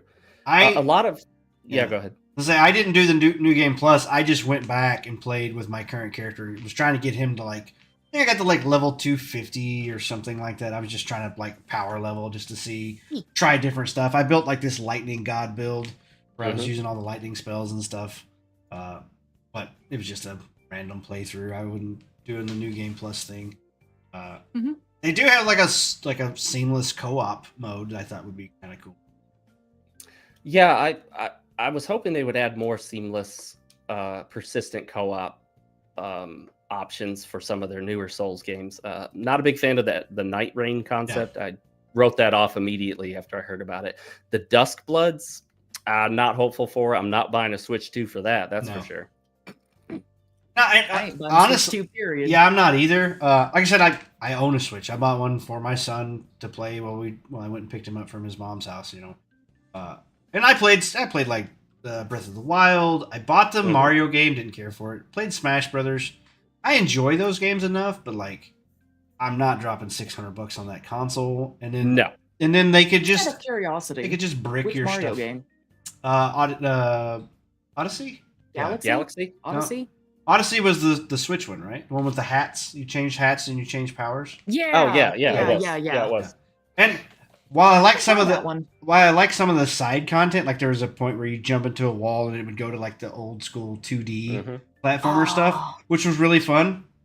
But the hat gimmick I didn't care for. I didn't. It never really stuck with me. I didn't care for that hat gimmick. The only hat gimmick I will accept is old style Mario, where if he loses his hat, he just starts to die. Yeah. Well, that's basically what this is. But you throw your hat and it possesses an enemy, and then you can turn into that enemy. Basically, Like is a how it- dinosaur. Yeah, you can possess a T-Rex and For real. Is that where Yeah. goddamn Elephant Mario comes from? yes. All I remember is hyper realistic Elephant Mario can't hurt you. He's not real. That sounds like it could hurt me. That is true. It sounds like it could hurt me. Yeah, I do have a Can hurt you. Switch, but I almost never use it. It's my son's. He Yeah. plays it all the time. I played a little bit of Zelda Breath of the Wild, and like, you know what would make this game good is if it actually looked good and played well. So Yeah. I just emulated it. Well, that's Genshin. I That's haven't Genshin found a good Impact. emulator yet. I played some Genshin Impact recently. Bigger fan of Wuthering Waves. I've been doing gacha games to eventually do a video about them, and I expected to just blast these games for all being terrible. I found them actually, for the most part, to be pretty good. Yeah. My goal is not to spend any money, but I left a little leeway. So I decided, you know what? This game I've been playing a lot, Snowbreak, Containment Zone. You've seen the fan service from Mhm. it. I'm actually kind of liking it. It's a little too easy for my taste, but I decided, you know what? I haven't bought anything in any gacha game. I don't even know how it works. Do you buy it through Steam if the game's on Steam? Do I use a credit card? So I went in there, and they had a 99-cent special that if you just spent 99 cents in the store on anything, you got this free outfit. I said, okay, I'll do Mhm. just 99 cents. And despite having played maybe 40-ish hours of all these gacha games, I've spent to date 99 cents. Yeah. And it was through Steam. Nice. The problem with most gacha games is you get to a wall where you need the higher Yes. level material stuff, and then Yes. to get the higher level material stuff, you have to grind lots Endlessly. and lots and lots of hours, and then it hits a difficulty wall too, where if your characters aren't like 4 stars, it's getting that Mhm. bonus damage because you've drawn them 4 times or whatever. Yeah. And that's just how gacha games are. Like the one I played the most, I got in, a buddy of mine helped me. I don't know how many hours he had in this game, but it was the 7 Deadly Sins one, mobile Yeah, one. I've heard of that one. Oh yeah. Which was fun, but like it got to the point where it's like I was logging in every day, had to do these certain quests or whatever, stack up all my gems. So Yep. when this certain banner came out, I tried to roll for the whole banner and hit Yep. the pity at the end after you rolled 47 times, whatever the fuck. I was like, this is like a whole other job. Like, I don't want to do this. Like, I just want to play a game. So Yeah. that's I'm pretty only much why. playing the gacha games until I don't want to. Yeah. And the goal is if I hit a point where I feel like I got to spend money, at that point, I'll just stop playing. Yeah. So the 99 cents was just to see what it's like to buy something Yeah. in the game. Because I was curious if it went through the Steam marketplace, if it was on Steam, and it did. It actually just charged 99 cents to my Steam account. Yeah. So that's that. I don't know how it would work in a game that doesn't work off Steam. I assume you have to pay through their service Yeah, with a you credit have to. card. A lot of the times, yeah. Or you can, Genshin. if it's on like Google, you can use Google Play or a Google Pay or like PayPal, Oh, things yeah. like that. Yeah, PayPal. But see, I despise smartphone controls on any game that really should just be a gamepad or mouse and keyboard. If Yeah, it's yeah. the kind of game that you could play with a gamepad or a mouse and keyboard, I am not playing it on a smart screen. So I played Wuthering Waves like just a little bit. It played a lot like another game that I played, Tower of Fantasy, which I I was had. actually just looking into that. I Which was I- gonna be like, you should try Toff because it's so fun. Sorry, go Yeah, ahead. so it's another open world game. It plays very similar to the way the combos work, like you switching between different characters' powers and stuff like that. Oh, that's also a gacha game? Yeah, Tower of It Fantasy. is. It's a gotcha game. And- But I had spent money on that game. I've already spent like money on this game. I'll just go back to playing Tower of Fantasy, and I left Wuthering Waves. But I was by Tower of myself. Fantasy is mostly negative on Yeah. Steam. Yeah, I would say that now. They apparently wound up deleting everybody's saves, so there's a high chance that even my profile's gone, and I had a good Ouch. 200 hours in that That's bitch. weird. I didn't know And that. apparently they sent. It's what I was just looking through because I wanted to recommend it to Mark because I was like, oh man, I loved Toph. It was odd. It wasn't exactly translated right, but it was good. It was fun. Yeah. Oh There- man, I love No, bad apparently- translations. And it was- exactly. Chinglish is fun. And it was an open world MMO, which was better than Genshin. I don't know how Wuthering Waves works, but I like liked it. in Topher, you could just join up with your friends, and then you Mhm. could just You could scatter out and go do different missions if you wanted to. Go meet up and do a raid boss, but you're all just existed in the same like world at all times, which I really like that. So. And not just that, but when I was sold Genshin Impact, I was told that it had character customization. Yeah, no. That is my leading thing when it comes to people talking about Genshin Impact. Where the fuck is my character customization? I was promised for months. You can customize your Change characters. Your wings. You have to pay the money and do the gacha, and then you can choose the outfit. That's it. The whole point of these games is if you want to customize your character, you basically end up paying for it. Yeah. Well, Tower Fantasy was like that. You do create your character on how they look. You even play as your character. Yeah, you play as the character, and then the powers. You can create the character to look the way you want. Yeah. In Tower Fantasy, you can create. Yeah, just about every gacha game I play. Actually, every gacha game I played, they give you a default character, and it's preset, and you can't change anything. That's why I liked Talk so much, because they actually let you customize your character. And when you did the gacha to spawn the heroes and such that you could play as, you could choose to either play as your character with their style, or you could play as the hero you summoned instead of your character. I liked that idea. Yeah. So if I just don't like that they apparently deleted all of our profiles and told no one. I didn't know about that. But and honestly, the opening world, first area world was pretty fun to fly around in. There's a lot of it's got the same kind of mechanics where you can climb anything or whatever, and then there's a lot of traversal, like get these orbs or whatever to get more draws and stuff that you can find. And it was really easy to collect the premium currency and stuff you needed. It was at the beginning, but once you started getting through all of it, once you found all of them, they kind of cut them off. But it was, I don't know, I enjoyed it. I enjoyed it the time that I played in it. But the next gacha game that I'm actually wanting to play is Ananta is the name of it, and it has the same kind of mechanics. Yeah, it has the same kind of mechanics that the Spider-Man games have, where it has like a web swinging mechanic. It's also very open world in like a city, so you can like hop in cars. And I'm looking at it now. Driving mechanics and stuff. I don't know anything about the story or how the combat's gonna work. I just saw the web swings. I was like, I want to play as like a anime Spider-Man. That'd be cool. The character designs look pretty cool, but I'm not a big fan of like the modern city setting for those kind of games. I prefer fantasy or sci-fi. It's different. Most of the ones I've played is fantasy, so I'll play something that's just different, I guess. And then there's the Silver Palace, which is that's the one I'm waiting for. Silver steampunk look. Horse drifting. You could drift your horse. Yeah, it looks super good. I'm definitely that's all I needed to be sold. Horse drifting and lesbians. Weren't they showing that at like one of the recent game expos or previews or something? I saw it. Really love the art style. Like the character designs. When I heard it was a gacha game, I was disappointed. Not as disappointed now. Still wish it wasn't a gacha game, but I will definitely give it a shot. Yeah. If you go to their website, you can actually get in on the wait list, and I don't know if it actually does any good or if they'll just let you know when it's available, but supposedly you might get access early if you get in there. I may have to check that out. So I am curious. I would like to see a game in that style that is just a narrative RPG game. Yeah, so there are some like the Tales of series. Don't do it quite exactly. I've never been a huge fan of those. The closest I've found actually is what's it called? Grand Blue Fantasy Relink? Yeah. I have seen people play. Yeah, that one's actually really good. I have it. I played it a bit, I think last week or the week before. And it actually has a very similar feel in that you do a lot of missions and you grind some of the missions or bosses or whatnot to get loot and stuff, and you can unlock characters, except it's all part of the game package. You just pay the one price. I think there is DLC you can pay for or microtransactions, but I haven't.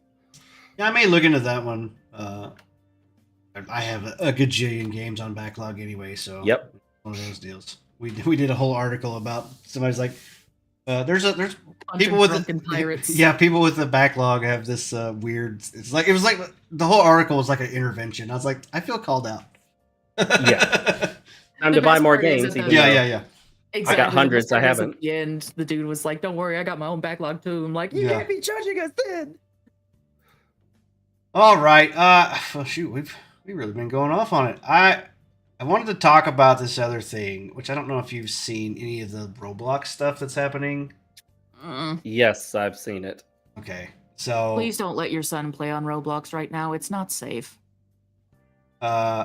basically, so last week I did a joking article where the CEO had said they wanted to make Roblox a dating site. And it was just like it was a thrown out, it was like this like comical. Everybody's like, "Oh, this is so super stupid." And now this week, they're okay. So Schlep Roblox has tripled down on their latest newsroom post, outrageously comparing me to actual predators because my decoys tell adults that they're children. They use the same tactics the FBI and other criminals in local police departments used in their own operations to catch predators. So basically, this Schlep. They had made their own Roblox accounts, and they were trying to trap predators in that. And Roblox has sent them a cease and desist. They no longer want them doing that. They've also IP banned him, so any of his old Roblox accounts and any money and stuff that he still had on there, completely gone, unobtainable, just poof. Yeah, we're sharing more. Yeah. So one of the issues here is they claim that what he was doing was against their terms of service. I haven't read into it to see if it is. Yeah. But I believe it probably is, because if you try to lure someone off the platform with the intent to have something explicit conversation, right. I'll be careful what I say here. I'm sure it's against their terms of service. The problem I have is not that they enforce the TOS on him. The problem I have is everything I'm hearing about them not enforcing this TOS on actual predators. Yeah, so they're going on this. They're cracking down on these vigilantes or whatever it's on the site, but they're not really cracking down on the actual predators, like you just said. That's and it's disgusting. It really is. And the rumors earlier. The rumors about the Roblox community being full of predators have always been there. Like, I have never played Roblox. I've always known it was just a bunch of PDF files on there. Like, that's just what I always assumed.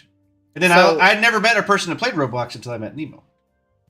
I'm not a predator. I just like to grow my garden. So predators use anything where they feel like young people are going to be using it. They've used Snapchat. Because of what I do for a living, I've had to deal with a lot of parents where I go in and find out that on Snapchat, their 13-year-old daughter had met, a 35-year-old man, and they were going to meet up, or they did meet up. Sometimes I get calls to the hospital where the 15, 14-year-old daughter is giving birth, and the father is there, and he's in his 30s or 40s, and that's an automatic. He's not walking out of there of his own accord. And one of the problems we run into is anywhere where kids are likely to be, predators know that, and then predators go there. Yeah. So Roblox is an easy target because of the way it's designed. It looks kind of like Minecraft. It's very simple. It's kid-friendly, bright colors, simple graphics that run on lower-powered hardware that kids often are given. Like, my son has one of my older phones, so he can't play necessarily the newest, greatest game, but he can play Roblox. I monitor what he does on Roblox. I have safety guards on his phone in addition to in Roblox. We've talked about it already. I get him to communicate to me what he's not supposed to say or do when he's on there. He's never supposed to tell anyone his real name, his age, his address, anything. Yay. So you're being an actual good parent. So yes, and if I told him, if you're talking to anyone on Roblox and it feels weird or something feels wrong, you let me know, and I'll look at it real quick, and if we need to, we'll report them. Right. Thank you. Or her. Yeah. Which is the exact thing that every parent should do with their kids. And it, there's some parents that don't have time, that work a lot. There are exceptions. I say exceptions. There's not an exception for your child to be, subject to that. But I'm saying, like, they can't be there 100% of the time. But there's a lot of parents that they just don't really give a shit. I mean, you see that nowadays. They don't even try to give time. Yeah, they don't care. Like the phone or the computer is just a babysitter. Or they're just oblivious and they're just not aware of it. They're not thinking about it. That's true. And biscuit. Yeah, they're definitely. Well, that goes into a narcissism thing to me. Like they're just too narcissistic. They think about themselves. They don't think about their kids. We can't. They can't use the same excuse that we used when our parents were boomers and they didn't know shit about technology. That's true. It's we true. knew they didn't. Yeah. Yeah. Nowadays, we are them. We are the parents. We should know about the technology because we grew up with it. And Yeah. But there is a shift now, and I've found this out. It's interesting that younger people, Zoomers and younger, are coming into the workforce, and they're encountering for the first time what is known as a desktop computer. And it's not a tablet or a phone. Oh my God. Some of them actually need to be shown how to use a desktop computer in the Windows operating system, Word, Excel, all this stuff. And what confuses me is, did they not use it in college? How did they get hired? No, I'm serious. How? What? They do that shit on the phone. They were hired by Indeed. I imagine many of them are perhaps not of what's perceived as the majority race and sex, and so they're being hired based on other factors, and they come in. And we all know college is pretty much a scam at this point. Yeah. Unless you're getting specific training for doing a specific thing, college is basically, if you pay us the tuition fee and you don't owe us at the end, as long as you put in some effort and look like you're trying, you're going to get the degree. We know that's how it works. Yeah. Mm-hmm. So you got people turning in absolute garbage. I used to be a teacher. And the pressure at the time was, no child left behind. Everyone passes. Everyone goes up to the next grade. It's just the way it is. And so you let this kid who can't read at a level, 2 levels beneath where they're supposed to be, and they're moving on to the next.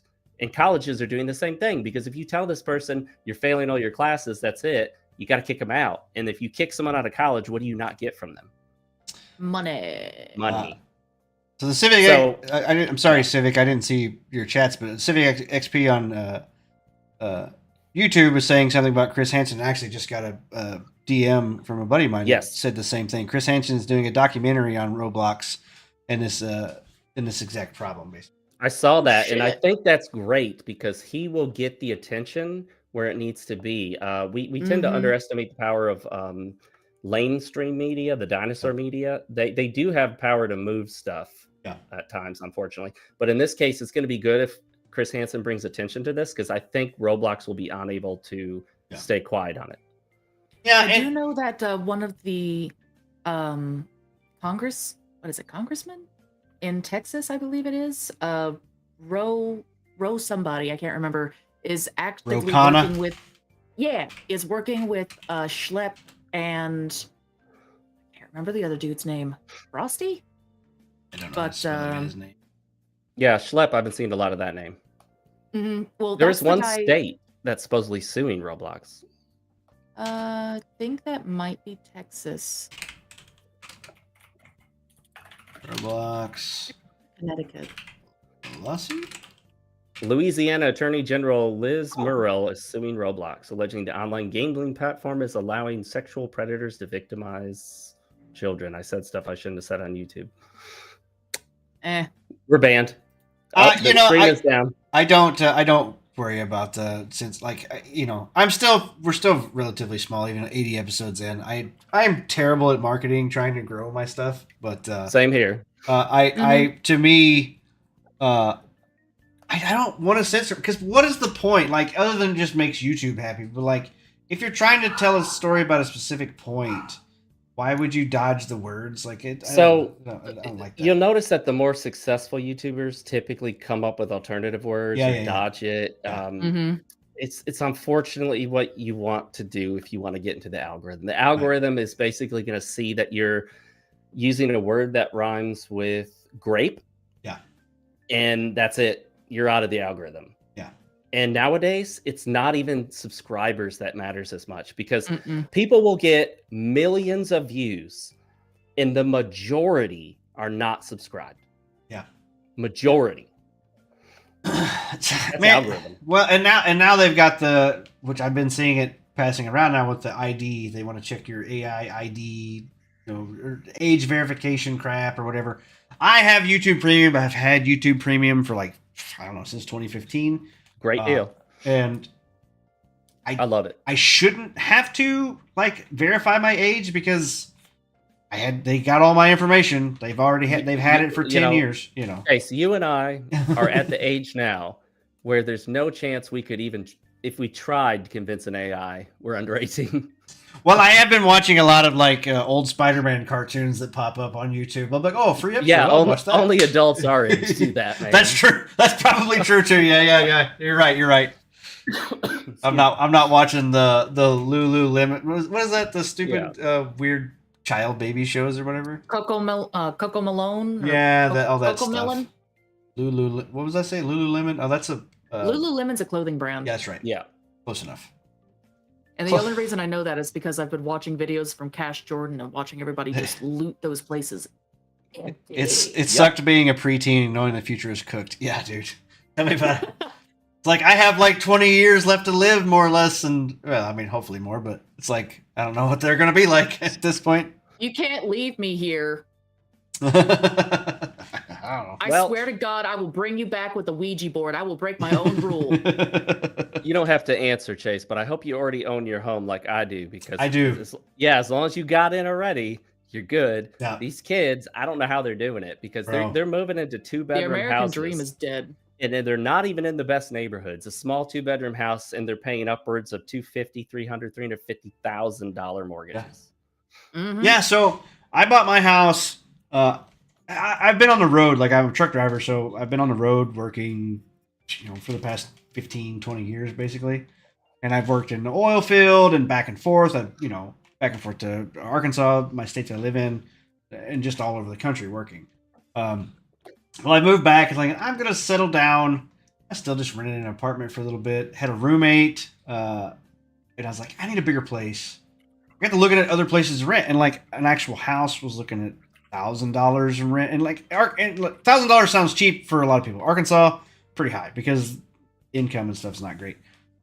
But I was like, I'll just see if I can buy one, and I found this house, and the mortgage rate was like great, and I got like a super low interest rate, and I was like, okay, and then everything fell off a cliff, and I'm like, well, I can never sell this house. I have to keep it forever. You can sell that house for a lot of money, much more than you paid for it, but you can't get another one. No, I can't. That's the problem. Like, what is all that extra money going to get me? Nothing. It's not going to do me any good. Smaller house. Yeah, smaller house, exactly. So that you pay more for. Yeah. So actually, I mean, the plan now is just to like, I'm fixing to go back to North Dakota to go back to work, and I don't need. I can do a 2,200 square foot house. I have a roommate, but it's basically just me. It's a big ass house for just me. Yeah. So I think I'm gonna finish some renovations that I've been doing, and then I may just rent it out. And I'll just buy a camper and just live in the camper because why not? Well, you could always find a woman and settle down, and I could do that. Start another family. I could do that. I do think about that sometimes. Like I don't want to be alone forever, but at the same time, I don't know if I'm in a good enough place to even try. Like I don't know. One of those things you got to be happy with yourself, and hold myself to very much higher standards than I probably should. And I don't talk to people, and that's a problem.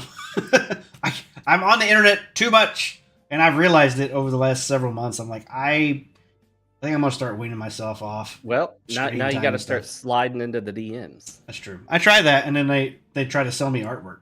Well, you should, same here. You should mainly focus on, if you find the chicks with really hot profiles, especially if they have OnlyFans, definitely aim for those. Slide into those DMs. You want to aim for the 9s and 10s out of 10s. Yeah. Daddy issues for sure. Yep. Those are the ones you can manipulate. Coerce? No. Woo. That's the word. Yeah. There you go. And you know what? You hear all the negativity about dating apps. It's all true. It's all true. But the negativity about dating apps is the negativity about dating. Yeah. Well, dating's bad. So use the apps. That's just another chance to meet people. Yeah. You're going to have the same bad experiences you'd have if you met them in person. True. That's the problem. At least the dating app saves you from having to meet them in person. To me, possibly. It's I don't know if it's my own stubbornness or whatever. I got divorced. I got married out of high school. Got divorced a couple years later, as most high school sweetheart things go. But then come to find out years later, it's like, well, she was taking birth control in high school, and then she got off birth control when we had her son, and then now you've changed. Noah, I didn't change. Your actual hormone levels made my vision. I don't look the same to you anymore. And it's, I mean, knowing that now, didn't know it then. I was heartbroken then, but now I'm like, oh, that makes perfect sense. She was just crazy. Still is. And so. And then I was like, I'm not gonna get in a relationship for like 5 years. I was in one for 5. I'm gonna be single for 5 years. No, 20 years later, I'm like, maybe I shouldn't have set that stiff of a standard, because now every time I date someone and like they throw up one red flag, I'm like, I'm out. Bye. I don't want to deal with that. Being single's tough, man. Once you've gotten a taste of it, it's tough to get away from it, man. Yeah, I can see that. When I was mostly finished with the divorce, it went on for a long time afterwards. But once it was clear we were separated and whatnot, I just jumped right back on the bike, and I got out there and started meeting quite a few different women. And the infamous story, the infamous story I tell is when I took one of them to a restaurant to eat. Happened to also be the restaurant where the other girl that I was supposed to meet that weekend worked as a waitress, but I told her I'd schedule a date with someone else, which I shouldn't have told her that. She ended up being our waitress. Oh. And then another girl I was kind of on and off with, but not really that interested in. She found out I was there, and she showed up, and she came and sat at our table with us, uninvited. And so the waitress is a girl that's mad at me for not having scheduled the date with her. I've got this date with this new girl. It's like a second date or third date. And then we've got this other girl that I was kind of involved with, who's also shown up there. And but anyway, the girl I was actually on the date with is now my wife. Nice. Well, at least congratulations. At least she was understanding or had a sense of humor, hopefully. Yeah. So that makes a big difference. It could have gone far worse than it did. It went okay. I'm glad she didn't get mad when the other chick sat down, put her arms around me, and made some negative comments towards her. Oh no. Ooh. So, I told one of my dating stories on the podcast was I was dating this girl. It was like a weird thing where I worked all day. I was working in a warehouse and stuff, so I was tired when I got home. Well, she was in like classes and schooling, so she wanted to go out. I wanted to stay in. So we always ended up like going out and like getting drinks and stuff. And come to find out, she was just straight up an alcoholic. She got super drunk and showed her ass one time, and like just it embarrassed the shit out of me, and I kind of just ghosted her for a little. Valid. Then I moved 1,300 miles away across the country. I didn't tell her. Yeah. So she called me. Surprise. She's like, "Hey, do you want to hang out?" I'm like, "I moved to North Dakota, so I can't."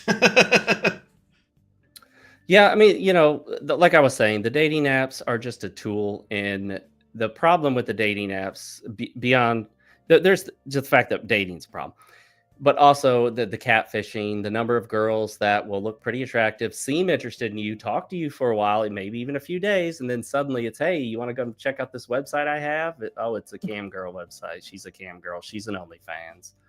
She's just looking for customers. Or they're like, yeah, I can meet up with you. Yeah, let's go get a coffee or something. And then, of course, eventually they get around to, hey, can you pay my light bill? Mm-hmm. Yeah, I've had a lot of that. And I'm also a nice guy. People call me, I'm in a bad spot, and I help them out. I do that a lot. But watch out for the foodie calls. I'm sure you've heard of this. Oh, yeah. This is women who get on dating apps, and they get with a guy for a date, and they make sure he schedules it at a nice restaurant, and she gets a free meal, and she has no interest in the dude. Oh, right. Mm-hmm. That's why I did drink dates and coffee dates to start out, because I'm not buying a chick as an expensive meal and then getting ghosted. Exactly. Yeah, there's just a lot of, and then you just don't know, man. Like there's some of these they've got the craziest takes, and it's just there's just the common sense level is so low.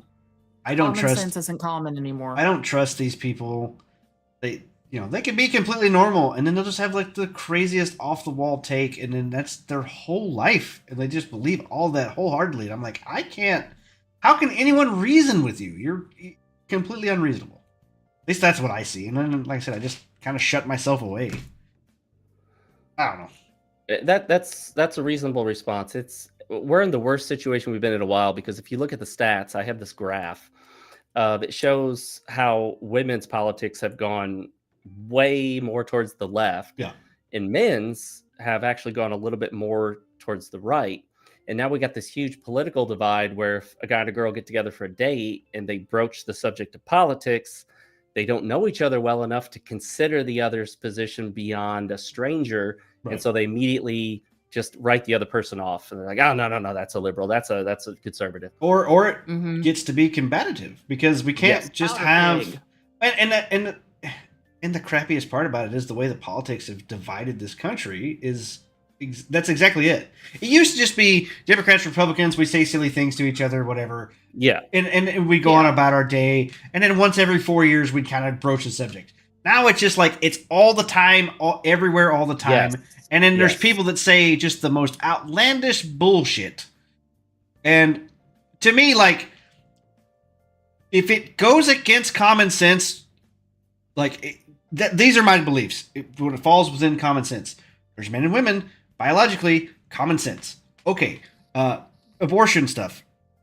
If it's safe, legal, and rare, like the rarest occasions on just the most outlandishly horrible things that happen to a person, okay. But not when you're getting up there, I'm having an abortion, and then I get like a tattoo check mark on all my... Like, that goes against common sense. It doesn't make any sense. Why would you do that? And that's the way I believe. Like, it's not that I'm saying you can't get an abortion or whatever. If things happen and you get one. It's just like these people are proud of that shit, and that's also what drives me crazy. It's gross. Same with the LGBT stuff. It's a free country. You can do whatever you want. Do not force that shit on me. I don't want to see it. I don't want to have to hear about it. I don't want to have to make fucking leeways for you because you feel a certain way. I don't care. I don't. You don't want disrobed men wearing nothing at all, marching through the streets, flapping things around in front of your kids. No, that's arrest all of those people. Isn't that just love to do that? No, to just walk naked in the street and have BDSM gear on? I think they should have the high pressure water cannon should just have like black paint that just covers, so you can't see these people anymore. Just completely covers them in ink, so they cannot be seen, and then lock them all up. Lock them all up. That's so depraved. But you know what's interesting is if a bunch of guys just decided to walk around naked outside and expose themselves to kids, they would get arrested. But if they claim to be LGBT and it's a pride parade, now everyone's afraid to do anything about it. Yeah. And that's why YouTube Kids for a while, and I don't know if you know this, YouTube Kids is supposed to be a unique version of YouTube designed for children to keep the stuff that's not appropriate for them. Like when you see the tutorial on how to clean your house by the woman who's wearing a sheer nightgown where you can see her genitals through the nightgown. Yeah. And she's sticking her butt in the camera. I've seen the video because Smash JT posted a link to it. And sure enough, you can see it all. And it's on YouTube with millions of views, and YouTube doesn't care.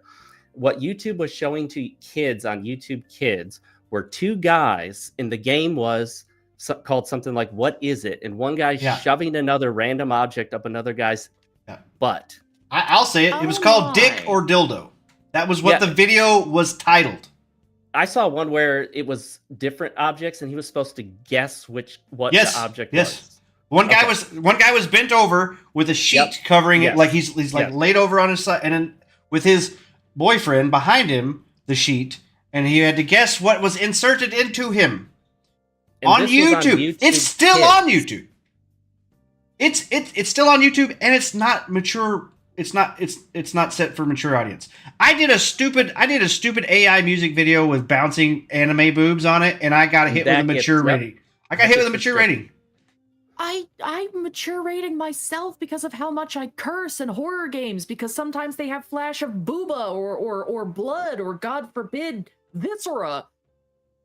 You know, my Stellar Blade outfit mod videos, which show no nudity at all, they don't show anything more than these girls doing their, hey, look at this bikini I'm wearing that I bought from this store that I never actually wore and never swim in because I just bought it for this video. Yeah. And those always get either demonetized entirely or limited, restricted, age restricted. That's what mine got. I did this stupid, like I said, you can see it on my YouTube channel. I mean, if you probably have to look for it because it doesn't show up in an algorithm, clearly. I just did a stupid AI video of all the, like, you've seen the TikToks of all the girls that are like bouncing with no bra on in their cars. So I cut in those with like bouncing anime girls too, like Stellar Blade and all these video game characters and stuff. The song was called "They Bounce" and it was a Jiggle Physics song. Funk. Yeah. Just put in the title LGBT. And maybe it won't be restricted. I thought about that. But yeah, it honestly, the fucking censorship thing. The other thing that gets me is, yes, VTubers are a bit of a plague. I'm not going to say we aren't. We are. Mm-hmm. But why are we a hated form of plague that's almost getting as much hate as furries?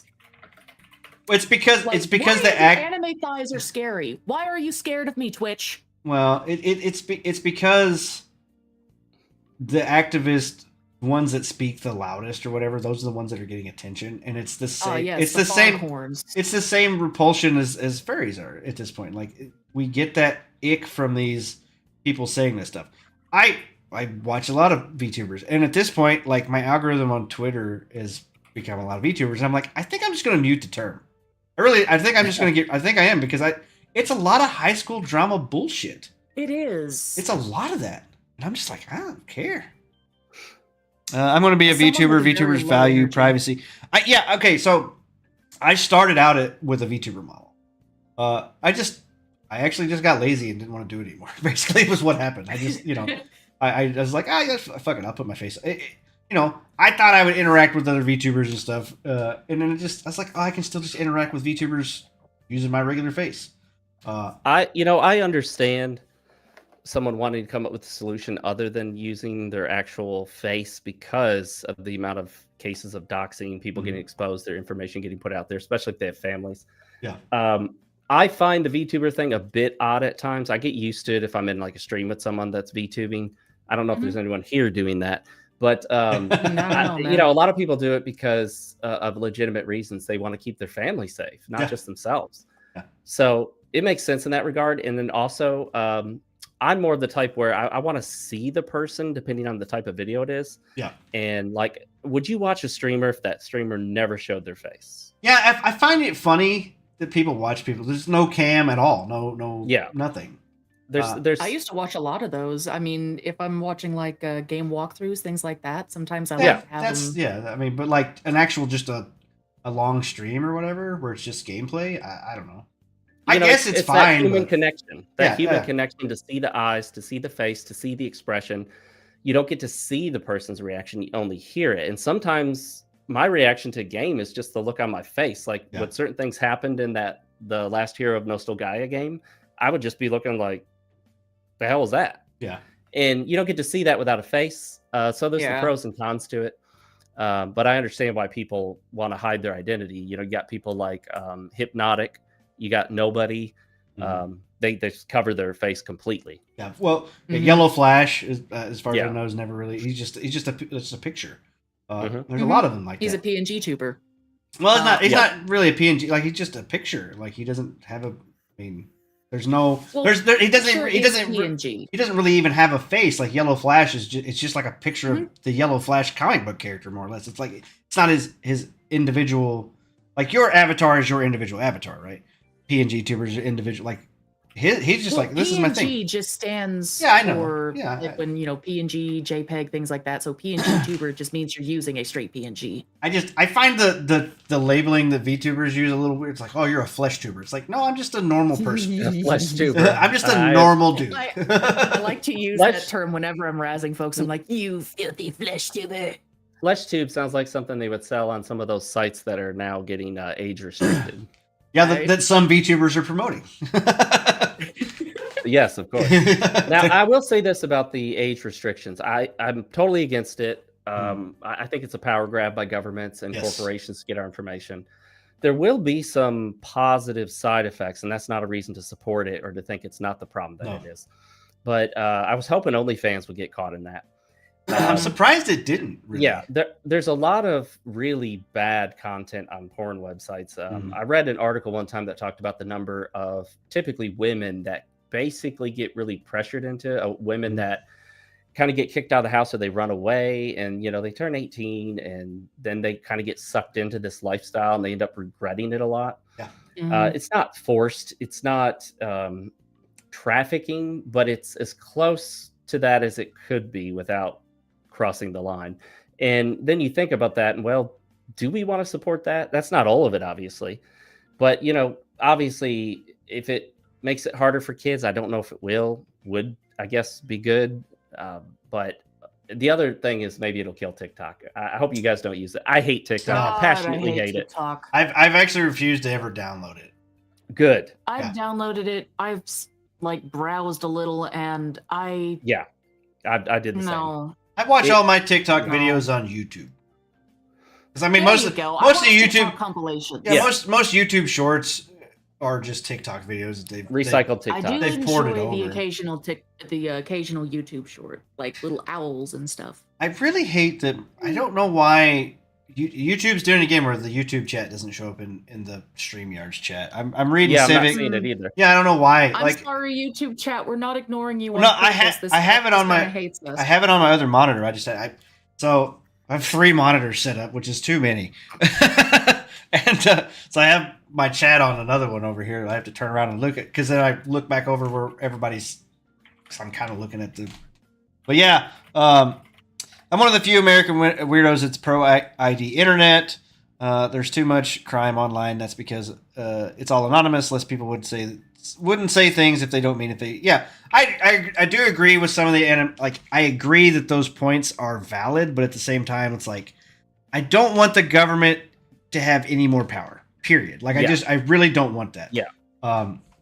So my solution is to just unplug the internet. Just shut it all off. Just let it go away. It'll be some learning pains. We'll get over it. We'll start cutting trees again and building fires and stuff and be fine. Bro, we need to stop cutting trees around where the fuck I am. They end up burning most of them every year. Trees don't do anything for us. no, they don't. Keep hearing yelling. I don't know. So, yeah, another positive side effect of this power grab will hopefully be that it won't be so easy for people to make death threats and other kinds of threats. Yeah. Because as it stands now, the honest truth is, yes, you can report them to the FBI or their local police department. You often don't know who the local police department is. I can tell you right now, unless it's somebody important, the FBI probably doesn't give a shit. No. I'm going to tell you the truth. It's kind of like if you get scammed in one of these online scams, it's probably from Pakistan, Romania, China, India. Nobody's going to give a shit unless you're important. We had a recent incident. I was on a case where a woman was suckered into believing that her retirement account was at risk, and they convinced her over the phone to transfer her money into a Bitcoin account to make sure it was safe while they secured her account. Geez. They actually sent someone to her home to pick her up. She was an elderly woman. They usually don't have anyone working here, and of course, he looked foreign. They took her to a couple different banks. In total, she was suckered out of over $220,000 from retirement and bank accounts. Jesus. And I can tell you right now, nothing's going to come from it. She's lost it all. No one's going to get caught because that guy probably went back to his home country. There's some other country, and Interpol doesn't care. FBI doesn't care. Same thing with these death threats. When Grums had people putting a bounty on his head. Yeah. Nothing's gonna care. Nothing happened to them. And then you get people like Tectone who call another streamer fat and he gets banned for it just I don't like the non-bias. Yeah, I don't like the non-bias. The way nothing is equal. It's always to one side. The obvious double standards that keep getting double standards. Thank you. Wasn't it Hassan who called for people to literally assassinate a politician? Yes. Yeah. And he gets a 24-hour ban. Yes. But if you call on his scheduled day off, by the way. Yeah. It wasn't even if you call a Muslim woman fat, you get a 7-day ban. Isn't that what happened to that other guy? Yeah. And then he also wound up calling an OnlyFans girl. In advance. Yeah, he wound up calling Denims a whore because, well, damn, she's a whore. Yeah, and Denims is the one that also... As a woman, I feel like I can call you a whore. Denims is the one that also wanted to raise the bounty on Grum's head. Yes. And what happened to her? Did she get arrested? Did she get charged? Nope. Didn't even get the ban. Like, honestly, I'm on Twitch. I don't care. Shut it down. I really on Twitch out of spite at this point. I asked folks if I should go back and they're like, burn it. I'm fine. I'm fine with that. Like, it's whatever. I actually got a payout from Twitch. This is the first time in I don't know how long. Hey, Yeah, congrats. they gave me $50 bill. Don't spend it all in one place. Yeah. I've already spent it on backlog. More games in my backlog.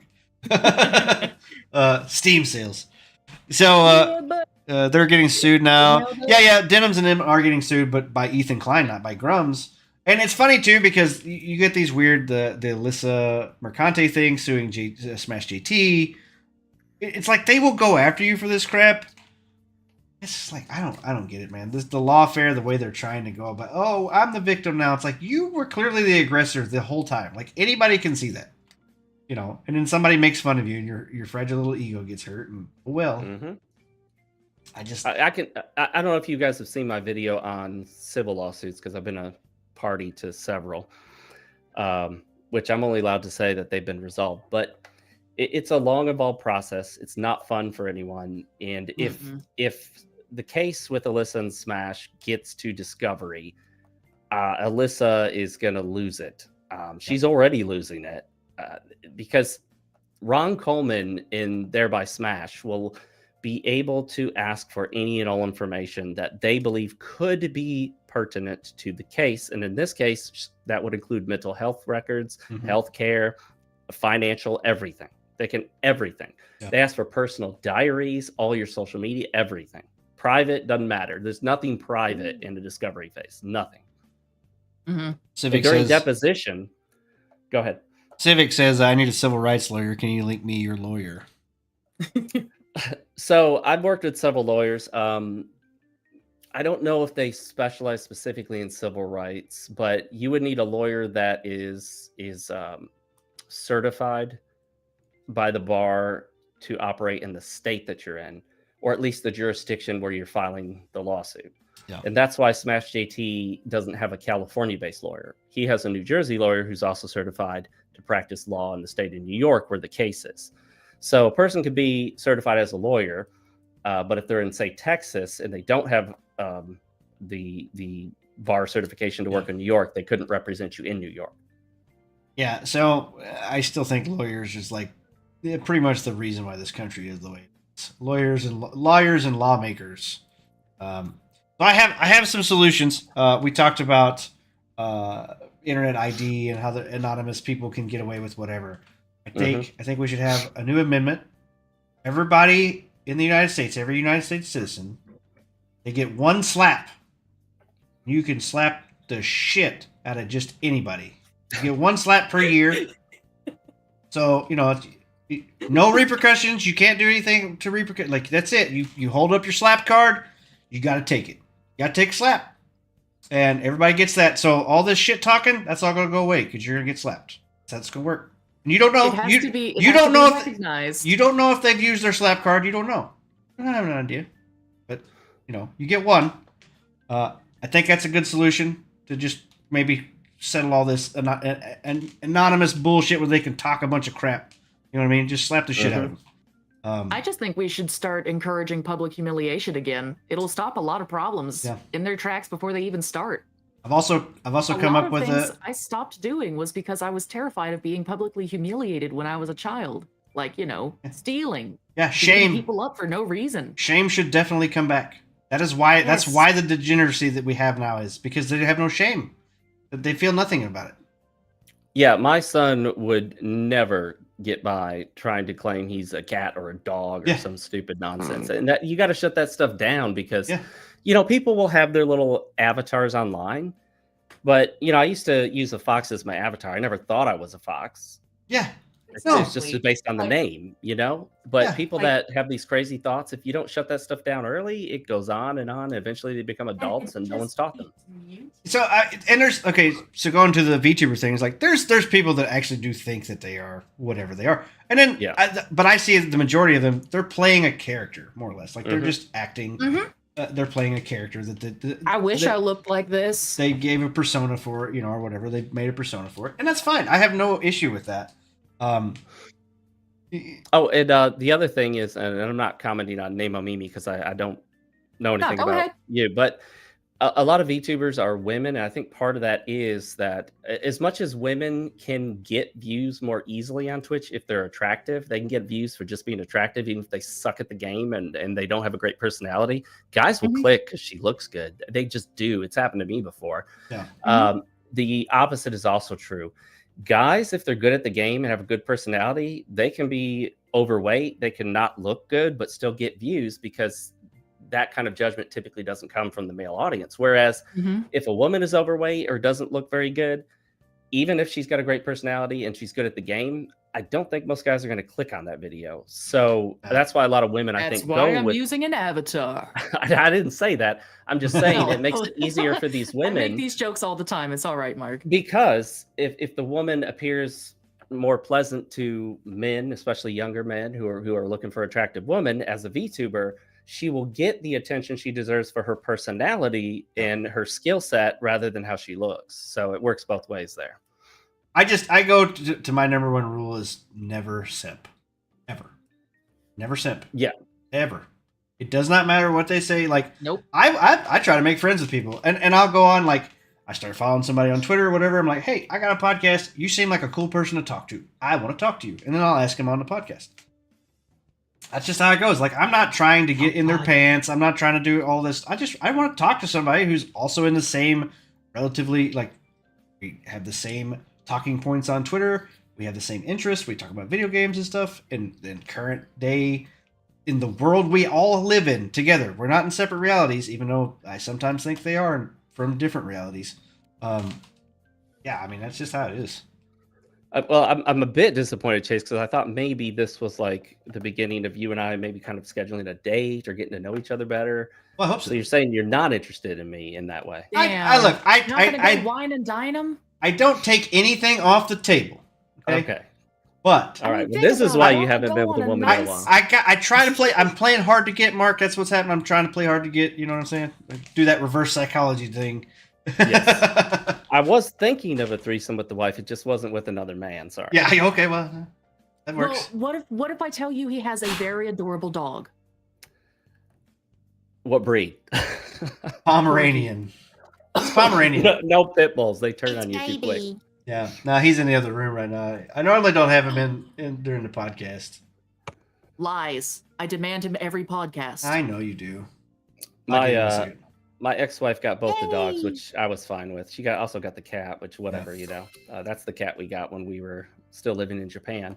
But my current wife has always had cats, so I sort of ended up having to adopt her 2 cats. They both passed away. Her daughter got us 2 more cats. They're orange cats. They're both crazy.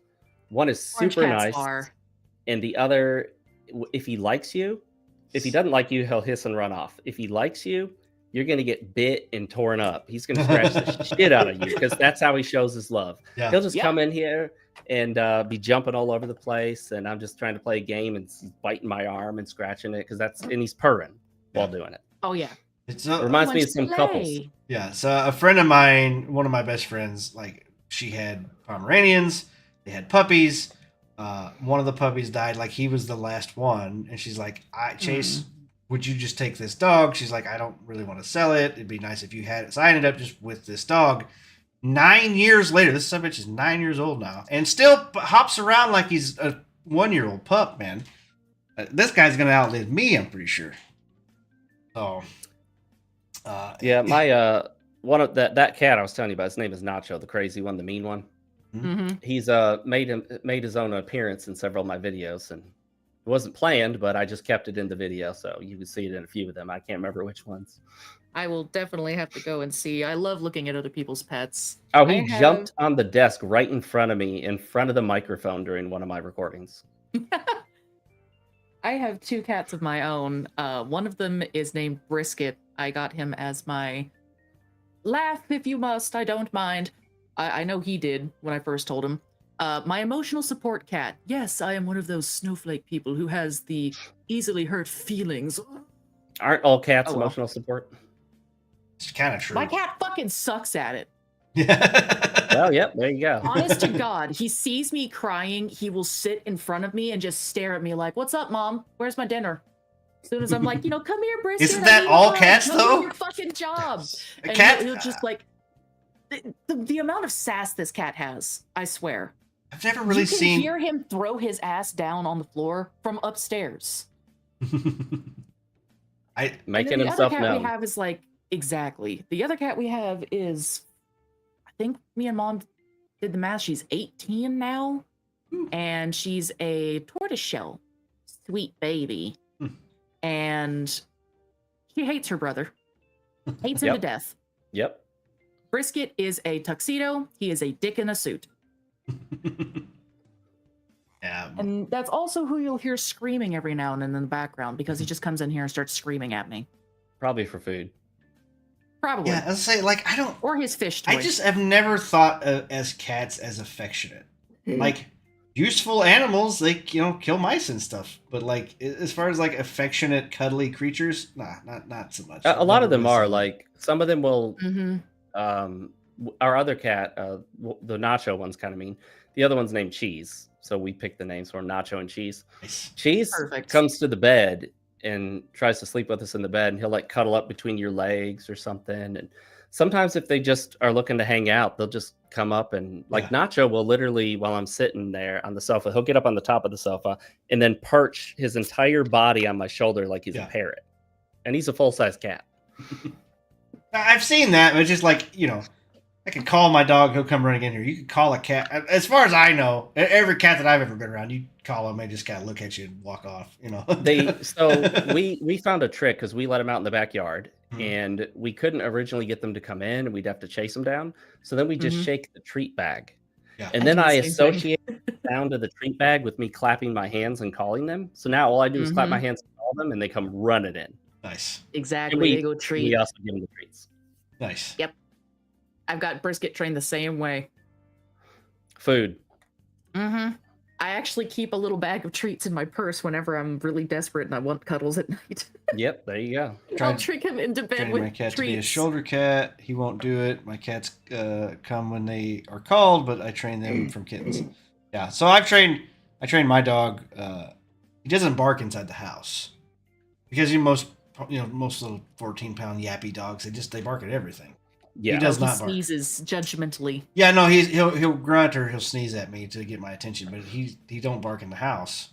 Now, if I let him out of the house, like if he knows there's a barrier between me and him, he will bark constantly. Like he will not stop barking, and like I have to like open door and yell at him, "Stop barking! Get in the house."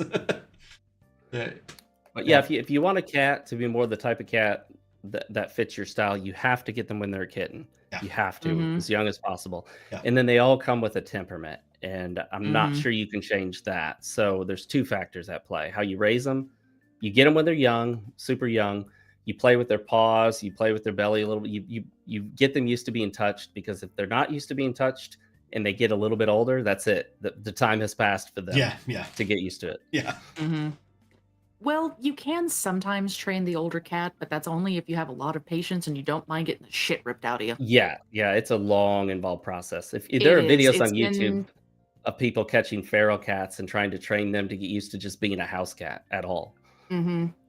I've done that with a lot of feral cats when I was younger. Currently, it's been about 2 years or so with Brisket, and recently he wound up damaging the nerves in one of my fingers. Yeah. Just a smidge. Because I was trying to brush him. So instead, after that, I went, fine, fuck it, you'll get professionally groomed instead. And he came back with a lion cut and these cute little boots. And he's the happiest he's ever been. He's been so snuggly. Oh, yeah. Yeah, not so bad, is it, you fucker? I had a couple other articles here we can touch on if you want to keep. I mean, let's do it. Fine. What we got? So I seen this. We were talking about the cheats. Study uncovers dark market making millions from video game cheats. Cheats can cost 10 to 250. I think this was like an actual like survey or whatever, or study, I guess. So somebody got paid to look up video game cheats. I mean, that's a thing. Some of the dumbest studies, I swear. Camera to center on me. Keep moving. Yeah, researchers from the Universities of Birmingham, Warwick, and the United Kingdom estimate that roughly 80 websites selling cheats for online video games generate between $12 million and $73 million annually. Like, it's what? I don't get it, man. I really don't understand the cheat thing. What do you bet they're all outside the United States? Well, this is United Kingdom. Oh, all the websites. Yeah, yeah, I yeah. bet the people making these cheats, I don't think any of them are in the UK or Australia or the US. These are like a lot of third world countries Yeah, or I'm sure. second world, which I don't hear people say, but Or I think it's a they thing. use a VPN from here. Like I'm sure there's a lot of like cheating mentality people that make that that learn to code in the United States and like I can make these cheat codes or whatever and sell them for money. I'm sure there's a lot of that. China, I'm sure there's a lot from China and stuff too.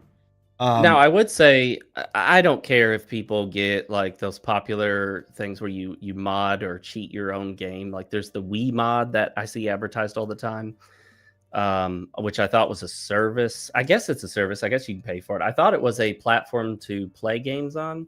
Mhm. But then one time I clicked on it to look at what it was just to see, and apparently it's a cheat software that you don't have to pay for, but if you pay for it, you get additional features. It runs on your computer, and for most popular games, you can like infinite health, infinite money, whatever. right. But that's all offline. Like you're just doing it in your own game. Yeah, see, I think I don't have used a problem something with similar to that a couple years ago. I don't have a problem with mods and stuff for your own games, but like the online thing, I just don't get it. Like why is it fun to ruin other people's fun? And then you get into the dickhead streamers. And so that's what I say, just like most of your FPS streamers, if they're the ones topping the leaderboards all the time, like you can get good at games. Like you can memorize maps, you can, have the better reflexes because you play more often.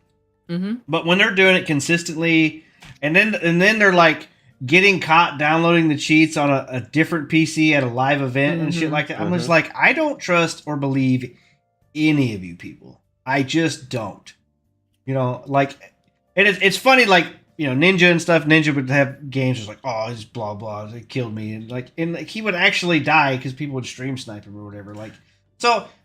There's limits to it, but then there's like the smaller people, like this Riley character, that's like clearly they're hacking, and I just don't get it, man. Which is another thing I thought would be a good idea. Like I'm against online ID that the government initiates, right? But I will say for Battlefield 6, if they had a 30-plus-year-old server. For anybody that's over 30 and has a full-time job, if you can provide a W-2 and your ID, I will gladly show you that shit. So I'm not playing against these sweaty ass streamers that's all they do is play the game constantly. They're fucking that's a big problem with the competitive gameplay in the games that you can get into competitively, but not professionally. Just log in and play Call of Duty, Battlefield, whatever it is you end up getting put up against these guys and for whatever reason, I'm not saying they're all losers, but they really have nothing else. No. They're not married. They don't have kids. They probably don't own a home. They probably don't have a job at all, much less a full-time career, no bills. They just sit there and play this thing for endless hours every single day. There's no way you can be expected to compete with them. That's all they do. Yeah. And that's actually fine, because that's why I got away from that, because I have other things I do in my life, and my value for me isn't set in how good I am at my kill death ratio in Call of Duty. Right. And I agree with that. It's kind of cool to be like, I got home from a long day at work. I don't want to spend, I don't want to get into a long narrative story or RPG. I can just play like 2 or 3 matches of, some deathmatch or whatever on Battlefield or Call of Duty. Play for an hour, and they're like, I don't have to do it. I don't have to like keep this thing going where I'm trying to memorize all this stuff or whatever. I just be the best all the time. Yeah, just play, shoot some people, have fun, shut it off, walk away. That is how I want to be able to play an FPS like multiplayer game. Like I just want to log in, shoot a few people, walk away. I don't want to have to study every corner and every pixel of the fucking map and shit. I don't want to do that. That's kind of why I enjoyed this old game on Xbox 360. God, I miss those years. Aimbot, insta-turn, wall hacks, etc. Fun fact, cheating is so bad that multiplayer games have tanked. No one is playing them or buying them. That's why I play Minecraft now. Yeah, I mean, I can see that. I think a lot of the reason... I think there's a lot more to why some of the multiplayer games have tanked. Not just cheating. I think cheating is definitely a factor. But I think there's a lot of like, there's Call of Duty Black Ops 6 is just Fortnite. It's just Fortnite. You can be American Dad or Beavis and Butthead or whatever. Like these are the skins you get in a what's supposed to be a simulated military shooter game, and you're Honestly, playing at that fucking. point, why Beavis don't and folks Butthead. just go back to Team Fortress 2? Because at least that one is aimed to be silly, but also still military. Yeah, yeah. I'm going back to Team Fortress 2. I miss that place so much. Didn't they put Nicki Minaj or Beyonce in one of the Call of Duties? Nicki Minaj was in. I think she was in. I don't think she's in Black Ops. I think she was in Let Modern Warfare me 3. do some research. I remember. Y'all Then, keep like, talking while I do this. Ninja Turtles. They put Ninja Turtles in there as like skins you could get. I know Hank Hill from King of the Hill is a skin you could get in the game. Family Guy. All this is just dumb shit, man. It's like, Isn't that just Call of Duty mocking Modern Warfare 2 and Warzone. yeah, Nicki Minaj is in them? yeah, Yes. yeah. She's a play. She's It's like making the game a joke. yeah, for sure. And then you get like I gotta say, they didn't really do so well on her model either. And then Like, there was I remember seeing a clip of this. I don't know which game it's in. It's one of the Call of Duty games, but there's like literally like a gun that's a bong, and Oh you my can like take a bong hit off of your gun or whatever. Like, I'm like, That what? sounds great. Yeah. Why? It's so not Is gonna dumb. there- lie, I'd probably use that just because it's dumb. Is there a crack pipe gun? Yeah, but it's Adderall. It just pops Adderall into your mouth. I mean, same thing, you know. Oh my god, it is on Call of Duty. I know, yeah. That's I said it. Black Ops 6. I haven't seen the clip. And I saw another clip today. There's like it's a fucking train. It's like a model train set that goes around your gun. Fucking why? Look, okay. Look, if you're doing a stupid game, like that game I was playing earlier today called Last Year of No Gaia, it's a parody. It's meant to be dumb. There's a point where a narrator has trains come out of nowhere to try to run you over in a fantasy world. Yeah. It's just being stupid on purpose. I don't think Call of Duty is meant to be stupid and silly, you know? I don't think you're meant to play as a Ninja Turtle in Call of Duty. That's just not Call of Duty to me. Yeah, I mean, I don't know. And like I Fortnite, sure. I like crossover stuff, but like there's why, man? And why crossover Gotta keep that? the crossovers within the same boundaries Yeah. of the world that you're crossing with. Fucking Rambo, which I think has been a character, I'm pretty sure. You know, like Rambo or your action heroes or whatever that shoot a lot. Like, that's okay. That makes sense as a crossover skin. Like, I get it. But at the same time, like, this skin culture, it's just crap, man. Like, you don't even see your own skin. Like, you put the skin on, you can't even see yourself. Exactly. It's first person. That's So that's from- like, no offense to anyone here, we've all done it, but you start that new first person game like Skyrim, Oblivion, whatever, first person adventure game. You Mhm. see first person, and you're like, I'm going to spend 2 hours crafting this character I'm never going to see. Yeah. Until you die and, like, it's like a death You know? cam or whatever. You're not Yeah. even meant to see your character. You know, I don't know who plays Skyrim in third person. It's just weird to Yeah. play it in third person. I knew Rambo It had is. been. It feels clunky. That's why I don't care about what my character looks like in a first person game. I'm just like, whatever, looks good enough. Right. I'm not going to see myself. Right. There was one game I was thinking about. This Cyberpunk. Cyberpunk has this Yeah. whole ass thing about how in depth the character creator is, and like you can see your character in some cutscenes, and that's about it. Like you don't ever see your character as you play, unless you Yeah. get on a motorcycle that has a third person camera. That's it. That's the only time you can ever like you got all these outfits and clothes you can change it to. You never fucking see them. And you know, that's one of the reasons why I think Snowbreak Containment Zone as a gacha game is a third person shooter. Yeah. Because the players want to see these characters they're pulling. You want to see these different outfits you're putting on them. It wouldn't make sense to have all these different outfits, to me at least, if you don't see it. I mean, I guess other people are seeing it, but if I'm not seeing it, I don't care what other people see really Right. all that much. Yeah, I don't, you know, which is why I'm appreciating Battlefield. Now, it is EA, so they're going to have a battle pass. They're going to have some dumb, you know, I think they've already tried to sell some like camouflages and stuff but it's like, it doesn't look super out of place. It's like an actual camo skin or whatever, a little bit different color, but it's not like glowing pink or some shit like that. Like it actually looks like it fits into the game. So hopefully they'll stick with that. I still don't trust EA like at all. So we'll see what happens. I'm just waiting for the rainbow LGBT outfits so I can buy those in Battlefield. Yeah. Well, they're going to come first in Halo. They did that whole... Is it going to be before or after the wheelchair attachment? Yes. Oh yeah, for sure. Going out into the battlefield in the wheelchair. Bro, there was oh my god, it was Rainbow Six Siege. They introduced, I don't know if it ever came out, but I remember seeing this, like there was somebody like got into the code of the game and they found another playable character. It was a chick in a fucking wheelchair and she controlled like a cyborg robot or some shit. Like it was like, what the fuck are we doing here? Like Good they didn't include it in the final. Why?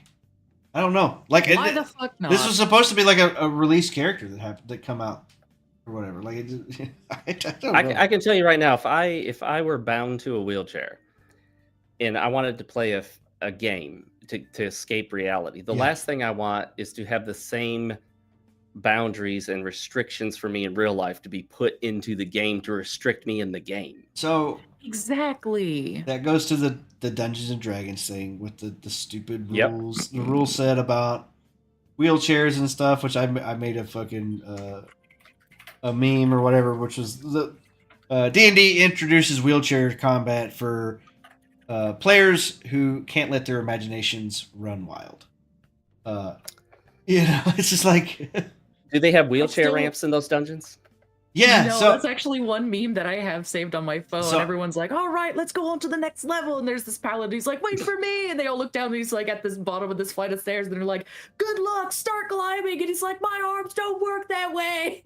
So I actually wrote out like my own rules for how wheelchair combat works. It's like normal movement speed 30 feet, downhill 60 feet, uphill 10 feet, upstairs 0, downstairs you become prone. So. And obviously, we're all familiar with the term virtue signaling. It's valid. It gets used a lot, and so people get tired of hearing the same terms.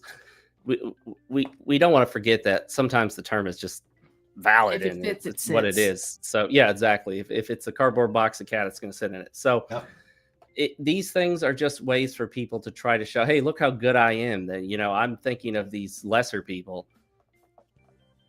Yeah, and they don't. Yeah, and the actual people that are in wheelchairs, that are just normal people that have circumstances where they have to be in a wheelchair, that aren't in this like.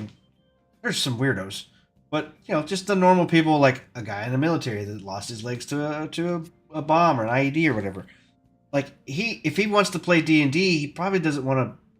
He's like, I want to be like a cool paladin or whatever. It's like smite evil. He doesn't want to be like, I'm going to be an old decrepit guy in a wheelchair and I'm going to bitch about everything. Like that's it's so weird. If they wanted to make games more realistic for me, they could have the main character have this persistent nagging nerve pain in his back that causes him to have to stretch constantly and move different positions. So as I'm playing the game, my character will be like, oh, my back's hurting. I got to go take some medicine or do that. If we're going to be realistic, why don't we also have the main character have irritable bowel syndrome? So he's got to run off to the bathroom. Yeah, for sure. As you know what I mean? Lactose intolerant. He goes, hang on a second. Yeah. Hang on. I got to hit the toilet real quick, guys. I was wondering. Unless you want this whole battlefield to turn brown, I must be away. As long as they put peach fuzz on Aloy's face, I'm good. Yeah, I'm telling you. Is D&D art that we looked at today? Is D&D art? Did you see the one that popped up today? Yeah. The black chick that was like a dancer or some shit, like a D&D art cover. I don't remember what the fucking is. I also want the characters I play as in games to randomly just get acne on their face for no reason. Yeah. That would make it more fun too. And then you can like do a mini game where you pop the zits on your character's face. Oh yeah. Get a nat 20 and you can kill an enemy with it. Yes. I was trying to find that. It's not in the Google search. I can find it on X, I guess. Yeah, it's in my profile. I could send you the link here. No, I got it. I'm gonna scroll. Oh, you got it already? Yeah. The Life of a Showgirl is what it's called. Yeah. There are showgirls in Dungeons and Dragons? Apparently. What? Nothing about it looks Dungeons and Dragons to me. Oh my god, what is with her face? That's what I said. I said, what the F is this shit? Bitch, That's what is literally what I wrong with posted. you? I don't know. What did you have? So this is the original 5th edition player's handbook cover. This guy's fighting a fucking frost giant up here. Like, that's cool. That's badass. You know, and then we got this shit. Or we got the metrosexual fucking orcs now, or whatever. They all have to have wafty hair and shit. It's like, So we come were on, supposed to be in advanced Dungeons and Dragons, but I think we've gone down to degraded or abased Dungeons and Dragons. Yeah, debased, degenerate. Yeah, debased Dungeons and Dragons. Yeah. And what the fuck is she doing in the background?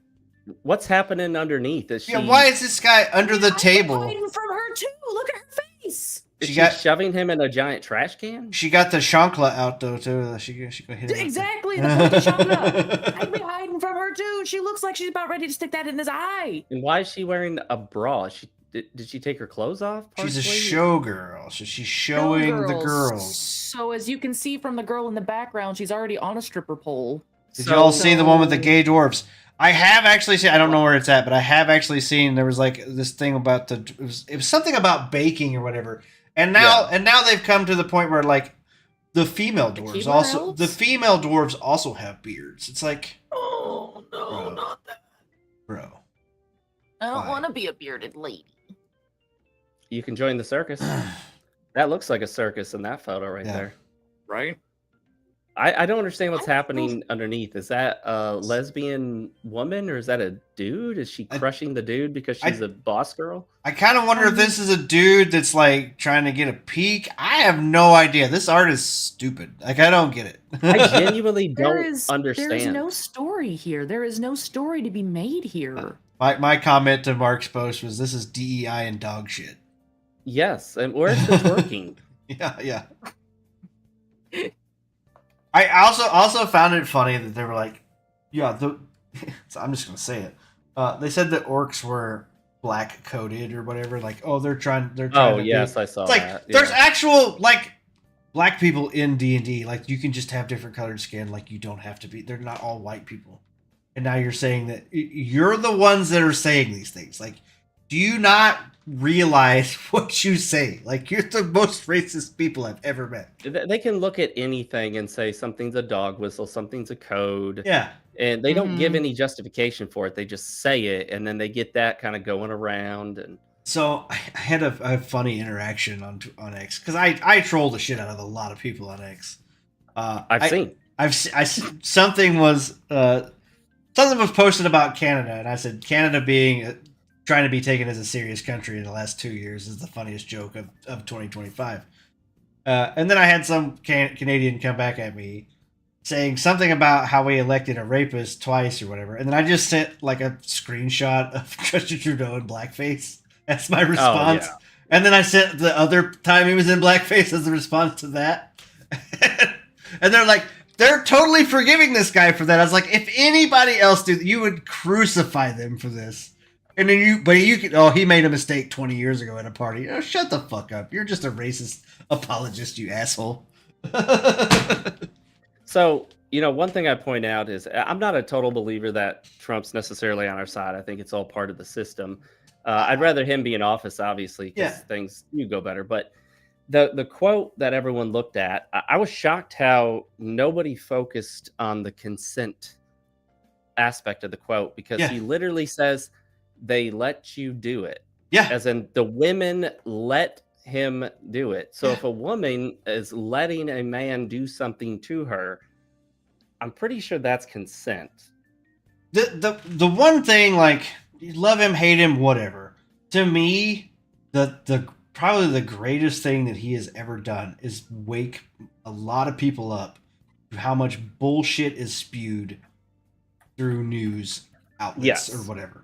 To me, like, because they'll just keep saying things, and I'm like, that's already been proven false. But they just keep saying it. It's like, we know what you're saying is not true, but you're trying to convince us of a lie. Yes, clearly. And to me, that's the biggest thing that's happened. It's just I hear so much bullshit now. And I'm like, how can you even say these things? Like, it doesn't make any sense. Fiery, but mostly peaceful protest. Your parents still trust the media? Shake your head. Yeah, I mean, it's I don't know. I just don't trust it. I don't trust a lot of things I see on the internet for the most part. Like I said, the all the sales numbers, stuff like that. And that's another funny thing too, because Yeah. it kind of to roll back to the previous conversation we were talking about with the Switch 2. They're saying, "Oh, it's the fastest, biggest selling console that they've ever launched," or some shit like that. But then you have their first party title, launch title of Mario Kart World, has almost no players in it. There's no players in it. Nobody's playing the game that everybody bought the Switch to play. Everybody's buying Switches or whatever. But nobody's playing. They were. Nobody's playing the most popular game on the Switch. They're all playing the $10 tech demo. Yeah. It's all they can afford now. You know, when I got the Steam Deck, it came with a tech demo, and I can't remember what it was called. If anyone remembers, let me know. But there's a tech demo for it that shows you all the different features, and it's on Steam and it's free.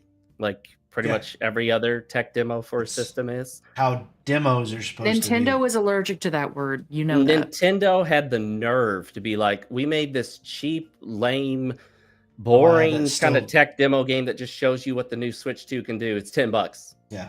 Oh, I had still that terrible Pay $10. It just blows my mind how terrible Nintendo's been lately, and yet they still maintain this innocent image.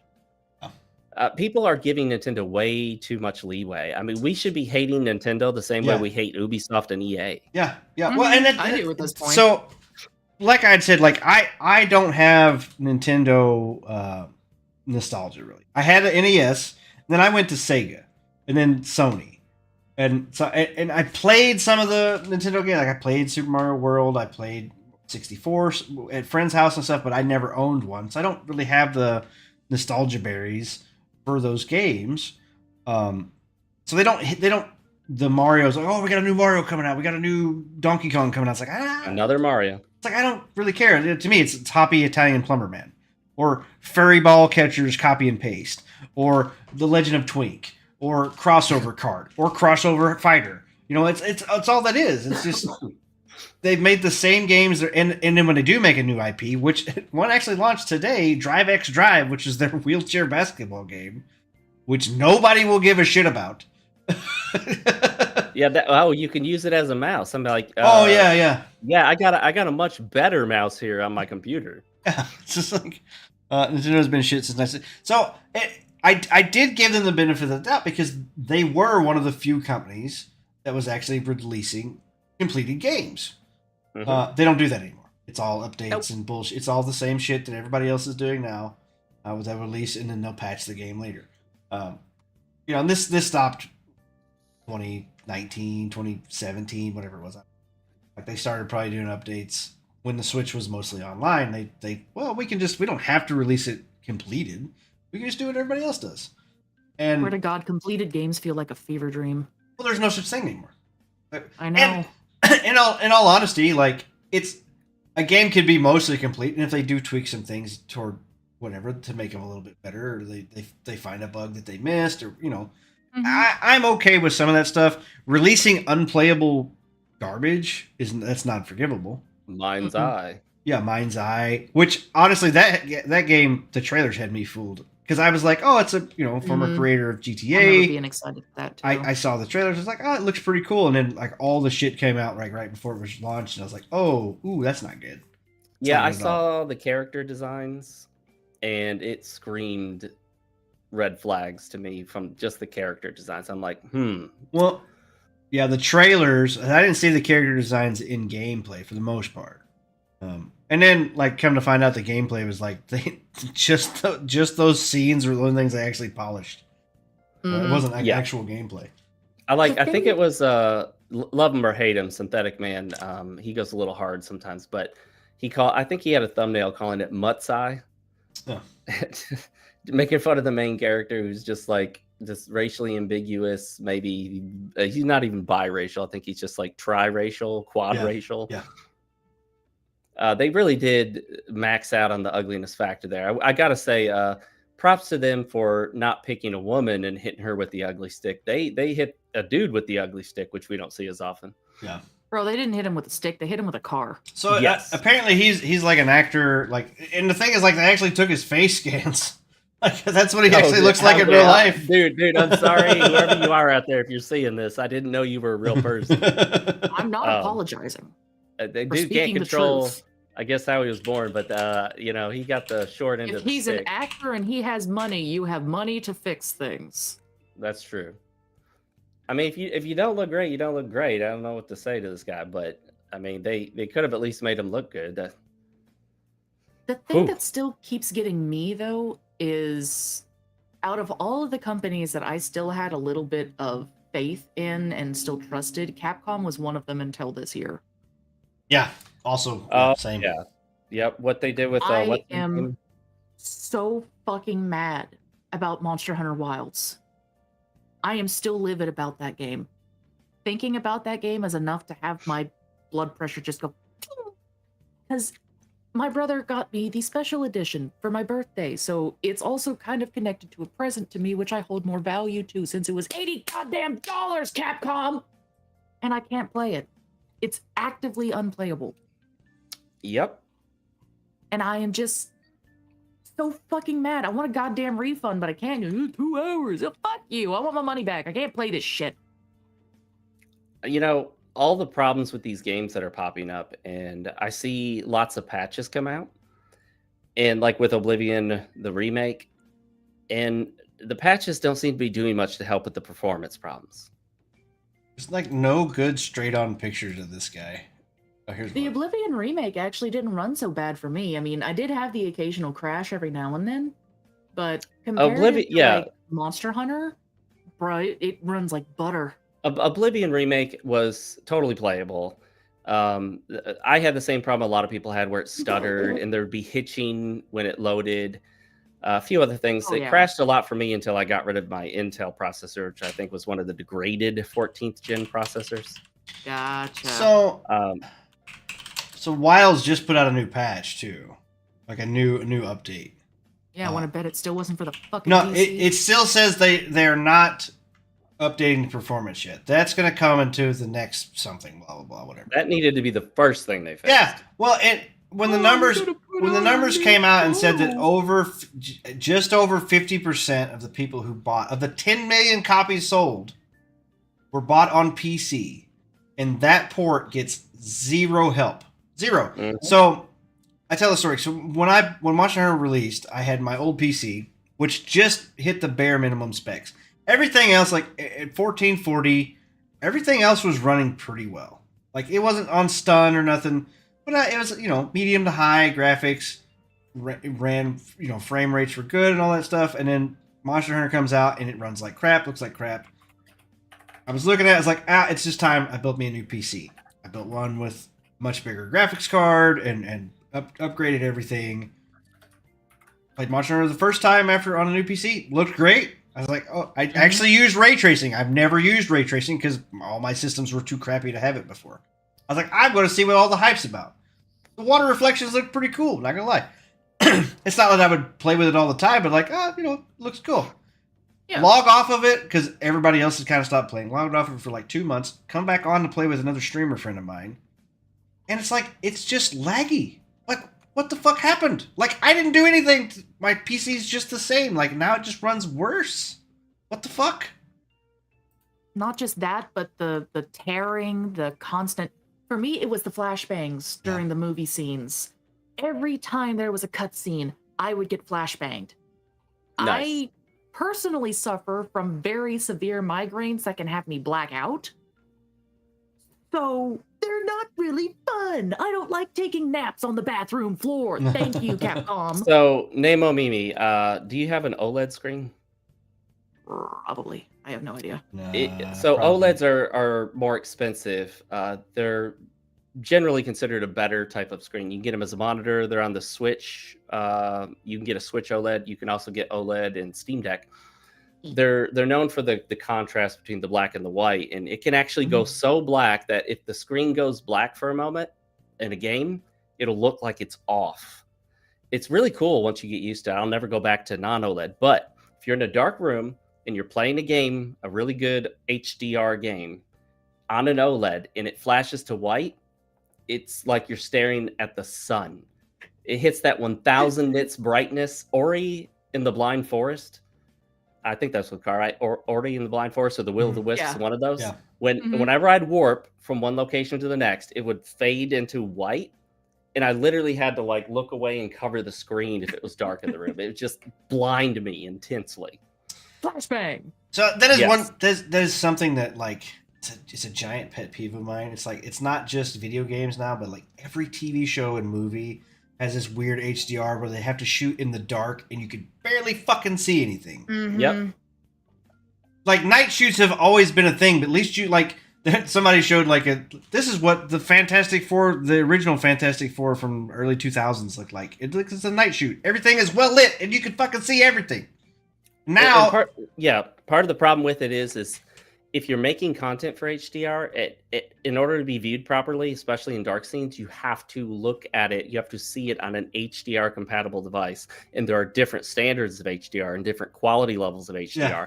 And you also have to make sure that the HDR is properly enabled on the device and in the operating system. So in the case of a computer, it's got to be enabled in Windows, it's got to be enabled on the monitor, and it's got to be supported by the application or game in question.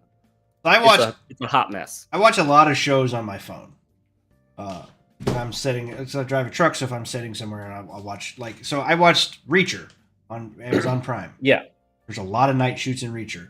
And on my phone, I cannot make it bright enough to see what's going on. It's impossible. You can't do it. That's another problem is when you have like a portable device that doesn't get to the right brightness level. Yeah. And then you just can't see anything. No. So I'm just listening. It's just an audiobook at that point. I can just hear what's happening. I can't see shit.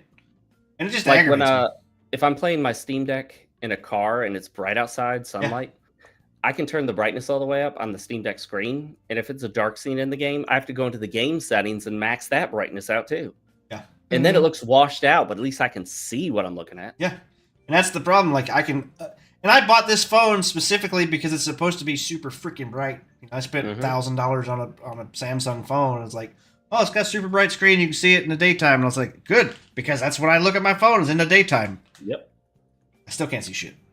I hate this trend of everybody's like, we got to shoot night scenes and we got to make it look real dark and creepy. It's like, how about you make it lit really well and I can fucking see what's happening? How about that? Can you do that? Can we go back to anything?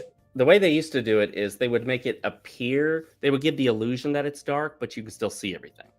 Mm-hmm. And that's really what you have to do. Like movies often give you the illusion of something, but it doesn't represent how it would actually look, because if it looked the way it would actually look, it wouldn't be fun to watch. You wouldn't see anything. Also, like if you watched it on an HD, like a big screen, 50 plus inch TV or whatever, in a dark room, you could clearly see all the things that are happening on the screen. Like a theater. Yeah, but the thing is, like they may have actually designed it to be seen properly in a theater. Yeah, but like Reacher is a show. It's an 8-episode show. It's not designed to be in a theater. It's designed to be on a TV. Did they send it to the editor and color grader who does work thinking theater, big screen, very bright, dark room? Do they think about people watching this? They sent it overseas. yeah, I don't know. Yeah, do they think about people watching this on their phone when it's daytime in their car? I would think so. Because so here's another trend that they've been talking about doing now is like they want to add, I forget what it was in Netflix shows, where there's something else going on to like keep the TikTok brain people's like interested in shit. Like rot. They have to do like these short, like 30 seconds, like each scene has to be like so short or whatever. And then they also have to have subtitles, like they have to have something to like keep them engaged or whatever the hell. I say Civic. Jingle the keys. Civic had said something in chat. Denims has requested a trial by jury. Pretty sure there's a time limit on requesting that. There's way shorter than 3 months. Okay, that's interesting news. I didn't know about that. I don't know how well that would work out for her. Special effects are bad now because of the B2 decades of CGI. Yeah, so you see people putting side by side now of like the original Jurassic Park, animatronic, like practical effects versus the muddled fucking mess that is this new Jurassic Park. And like CGI has gotten way worse. And yet the budgets of these movies have bloated so much You know what I mean? Like they're talking about Superman and the Fantastic Four movie. Like they have to gross like $1 billion to like make money. They have to. They'll never do it, but they bloat the budgets up so much. $200-400 million is what they're spending on these movies, and for what? They're crap. Most of the CGI is crap. Story's definitely crap. Just blows my mind. I don't get how they can spend so much money and do so little in the way of actual real special effects. It's all on the computer, so it should be cheaper. Yeah, but somehow they spend more. I guess they need to change their caterer. I don't know. Well, it's money laundering or embezzlement or whatever. It's like those producers. Those producers are pocketing hundreds of millions, I think. Yeah. Same thing we notice with these games. Their budgets are just ballooning. Yeah. And they don't really look that much better.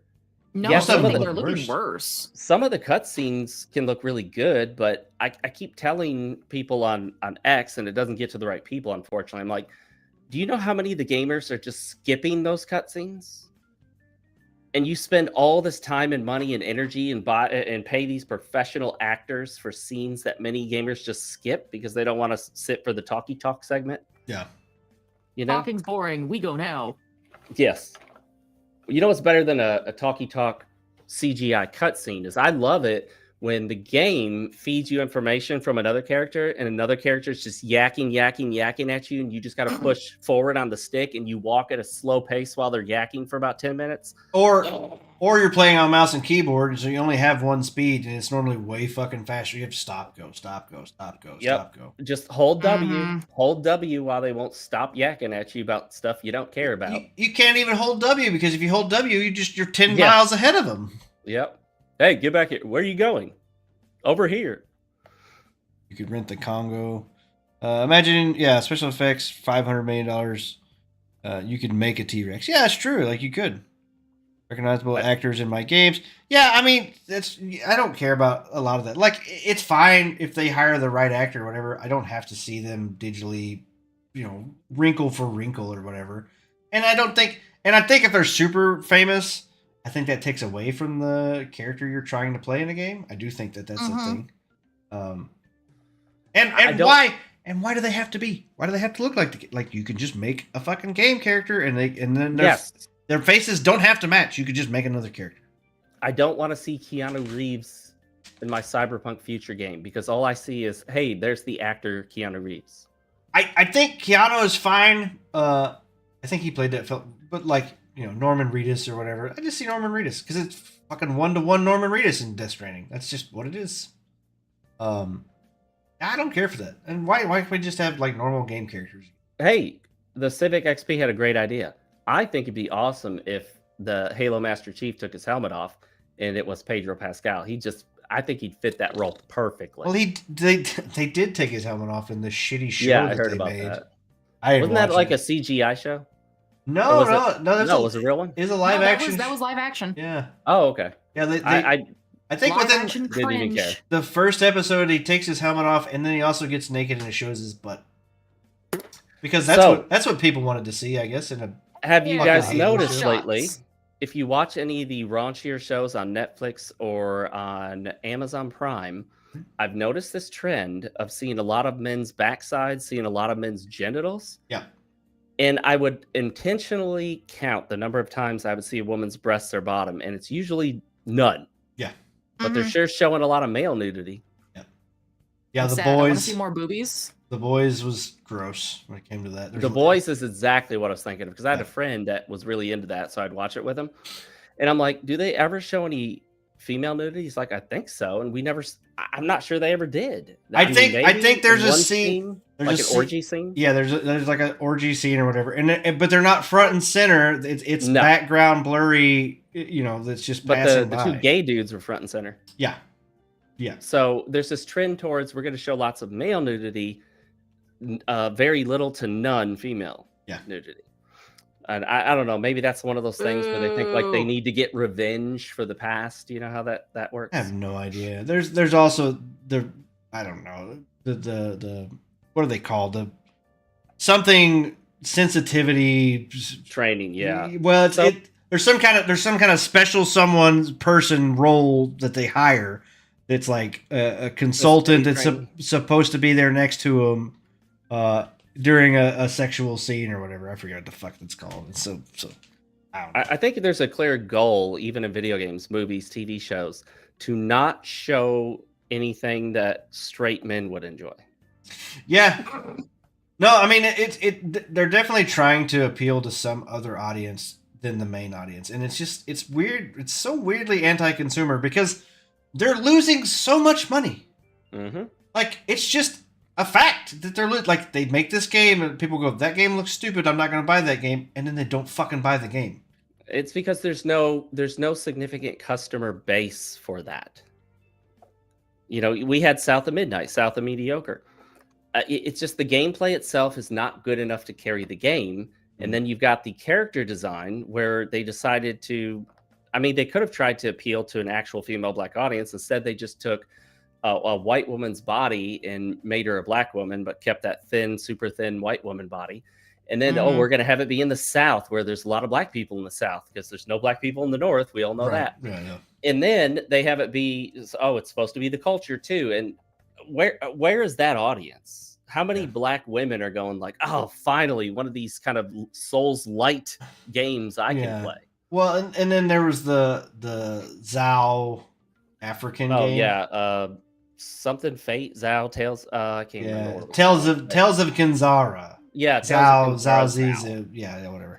So and again, they tried to play that off and get us sympathetic. Be it's my dad passed away or something. I don't know, something about my dad. Feel sorry for me, buy this game, and it looked okay.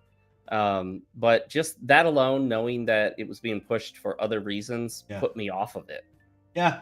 And then the new one is coming out where you're a bunch of Africans stealing African relics because they stole No, not that one. from the museums because they were stealing your culture We're or stealing something. back our culture. Yeah. The problem there too is if there are certain demographics that need to see themselves in the game in order to attach themselves to it and to play it, then it stands to reason then that if you want to reach straight white men, you need to put straight white men in games. And if straight white men can't see themselves in the game, why should they associate with it? So the straight white man needs to associate with the lesbian black woman protagonist, but the lesbian black gamer can't associate with a straight white man. It's like they're narrowing down to like hit the smallest consumer base as possible, and then they're surprised when their shit flops, when nobody buys it, when that smaller group can't support the giant bunch of money. Well, consider the possibility that the people pushing this stuff don't actually really want these games to sell. They don't want them to be successful. No. Anita Sarkeesian was the first major big-time grifter to show up. She was literally the first major big-name grifter to show up in the gaming space. Yeah. She grifted off gaming from start to finish, never finished her Kickstarter project, lied about being a gamer, got caught red-handed in a video where she said she never played games and had to learn about video games to even talk about them. Yeah. Then turned around and told us all that she's been a gamer all her life, but just felt isolated and ostracized for being a woman, which was all a lie. She grifted the hell out of this gaming space. And then when she couldn't keep making enough money off of it, she split like that. You think she's still playing games? No. Now? No. She also married herself. Yeah, I saw that stupidity. But no, she's not playing games. She doesn't care about games. No. You think Kim Belair cares about games? Yeah, Kim Belair, that's what I was fixing to bring up. Sweet Baby Inc. They don't care. They don't give a shit about games. No, they're here to push the agenda only, and if games go down in flames, they don't care. Yeah, they give a shit about making you feel like making themselves feel better by making you feel smaller or whatever. Like, that where she literally says you should go and basically threaten your HR departments that being racist is going to get your game canceled or whatever. It's like here's a thought. Just a crazy thought. If your previous game sold a bunch, why don't you just keep doing this pretty much the same thing? Why change anything? Or, I don't know, have any kind of business sense whatsoever. Are people buying this shit? No? Well, don't do that shit no more. Period. So that makes sense Yeah. But you got to consider the people who are in charge and what they're being told and where they think society's going. And if you're in charge, you're the straight white man in a business suit. You want to keep your job, and here's all these minorities, some black woman, some lesbian, some gay dude, whatever, and they're all coming in. They're getting influenced through various means, and they're telling you, well, you got to do this, and you got to represent this, and you got to represent these minority groups and these ostracized groups and these groups of people that have been downtrodden and excluded. And are you going to be the guy at the meeting, the straight white male who goes like this? Actually, no. Nobody wants the lesbian black woman in this game. Yeah. They're all terrified of it. And so everyone's just like, yeah, okay. Yep, that sounds good. Let's do that. And a bunch of suits sitting around a table is exactly what's wrong with games. Chase, if you spoke up and said, we can't put a black lesbian woman in this, it won't sell, you're not on that board anymore. No, which is why games that don't have those boards are the ones that are actually being successful. Exactly. We tend to look at something and say, how can Bethesda screw up games and have all these bugs when they have, 2,000 people working for them, something like that? Oh, yeah. You see these great games getting released. They work really well. They're well optimized. They're not always perfect. They typically don't have bugs. They release mostly complete. They work fine. They get patched a little bit here and there. And they have small teams. Yeah. It's kind of like the woman, I can't remember her name, but she's making great content. She used to work for Microsoft. She's a bit older now. She talked about experience there, and she said they had a rule about meetings for their games. It was called the 2 pizza rule. And she said if you can't feed everyone at the meeting with 2 pizzas, you got too many people at the meeting. It's a great rule. And what she was saying that basically the more your team blows up, the less control you have over it. And you got different people doing different things, and that doesn't all come together. And so many people working on different parts of the code that this code doesn't work with this code, and this code has a bug in it, but no one from this team is working on that code, and the people from this team are trying to fix the bug that's in the code from this team. And now this big giant 1,500 person team isn't helping you; it's hurting you. Yeah. Mm-hmm. Wow, that's. Yeah, I heard another quote or snippet the other day when they were talking about that new Rocksteady live action game or whatever. Mm-hmm. They said that they made Arkham Asylum was the first one. They made it in like 18 or 21 months or something like that. It's like less than 2 years. They produced one of the best Batman, one of the best superhero games out there. And then it took them, I forget how many, 5 or 8 years or whatever, with obviously hundreds of more employees to make the crap that they made. It wasn't even half as good.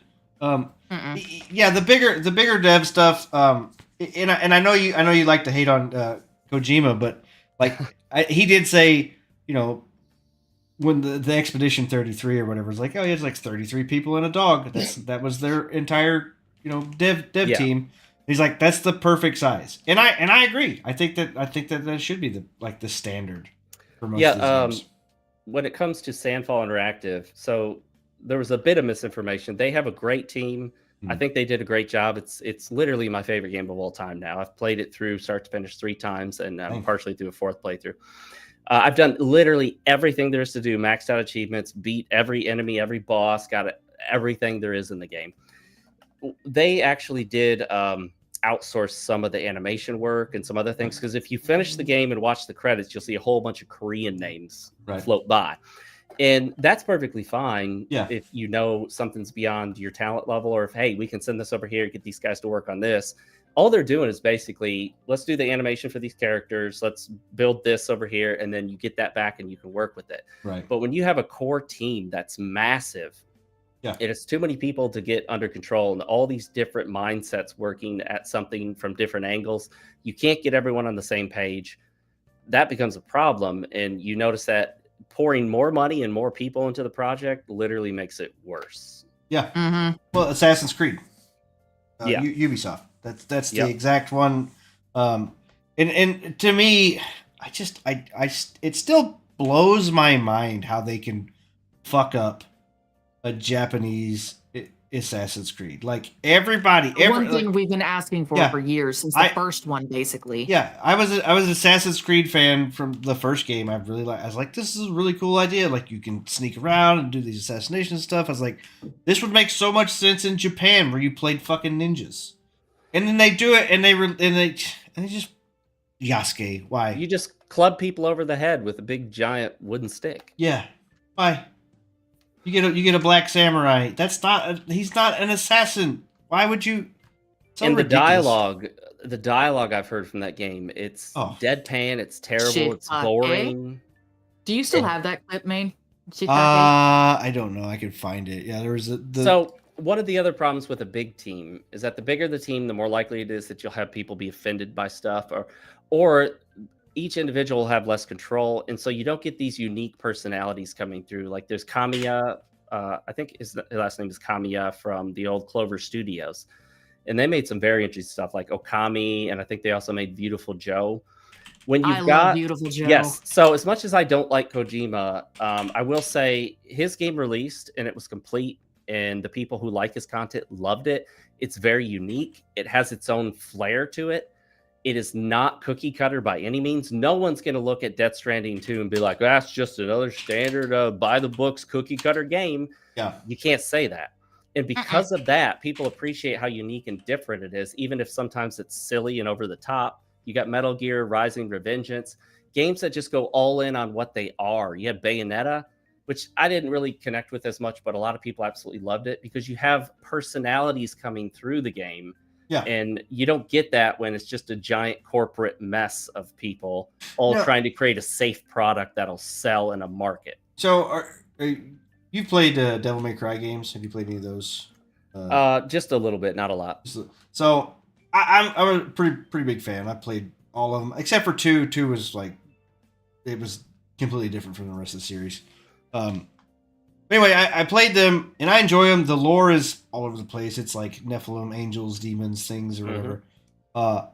And it centers around Dante, and then also his twin brother Virgil. And it's like this badass Aura Farm thing where they catch bullets with their swords, and it's just it's crazy, over the top shit. And then they do the anime, the recent anime on Netflix. So the previous anime, which follows pretty much shot for shot what the games follow lore wise. But then they do this one for Netflix that Adi Shankar did. And some of the fight scenes looked fine, but then they go into this like, well, we're going to have Lady be the main character. So Dante is not, the devil in Devil May Cry is not even the main character in his own show. And it's just like, why are we doing this? Why are we going down these paths? I brought that up because you were talking about how they changing stories or whatever, and it makes me mad when they just go away from fans to try. I don't even know what agenda they're trying to push anymore. But why? Why are we doing this? Why are we going? From what I understood, is he's not even a fan of the source material. Yeah, and he's quite a radical in his own right, and so he's putting his own stuff into it. And anyone who cares about that IP, who has charge of it and cares about it, wouldn't have allowed that to happen. You just wouldn't allow it to be butchered like that. Yeah. And that was, the interview. He's like, oh yeah, I didn't know Devil May Cry 5 was coming out, or it'd come out when I started getting the series, because I wanted to he wanted to be like the face of it or whatever. And I don't know. I don't think he was a fan. He got the rights to Duke Nukem, apparently. Oh, that was it. Yeah, I'm sure he'll do that well. That was announced. Poor Duke. Yeah, he did like one of my replies where I replied, I said, okay, now make a game. Make a good game. I dare you. We'll see what happens. I highly doubt he'll do anything besides fuck up that IP. Are you ready for Duchess Nukem? Yeah. Lesbian. Yeah, Duke neutered, I think, will be it. Yeah, and that what was that called? Duke Nukem Forever or whatever? Yeah. I don't think I ever played that one. It didn't get good scores, and from what I could tell, it wasn't probably the best game. But Duke Nukem was a product of the time. Yeah, and it's not that his personality or whatnot is outdated because it was inappropriate or too raunchy or anything of the sort. But he was a character of a time period that you can't quite do the same again. Kind of like Beavis and Butthead or Wayne's World. Yeah. Yeah. You come out with a Wayne's World today, it's not going to hit the same. It's just not. No, and I think they kind of hit that with the Happy Gilmore movie too. I think they were kind of saying it didn't. Some people found the nostalgia berries with it were funny, but I don't think it hit the same as the original Happy Gilmore movie did. I mean, sometimes it's good to go back and look at things, but sometimes you go back and see an old show and you're like, yeah, this was a 90s show. And yeah, you know what I mean? Yeah, for sure. Yeah. Watch some of that old Nickelodeon stuff and see the commercials. It's commercials are where you really get a good look at what the past was, and nowadays it just doesn't hit the same. You know what I mean? No, it doesn't. I see the King of the Hill return or whatever that's happening. Yeah, on the Hulu. reboot that's happened. It's not a reboot. It's like a return. Like they ended the show and then they're just bringing it back X number of years later. And picking it up. I don't really would call that a reboot. I'd call that like a return, right? Anyway, regardless, there's a bunch of dumb shit in it. It's like, oh, Hank is now a soccer coach, and Hank is doing his own craft beer, and Bobby's older, I guess. And is Bobby gay and has a boyfriend? No, he's not gay. No, but he is an incompetent sushi chef.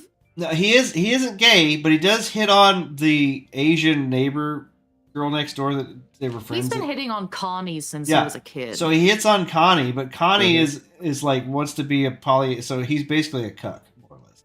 Nice. So they hook up, but she still wants to fuck around with all the other people. Like there was the Indian kid that was the other friend. I don't remember his name. I don't remember his name either. It was Johnny Redcorn was his dad. I can remember the dad name because the actor who played that guy got killed earlier this year. Oh, it was like a weird thing.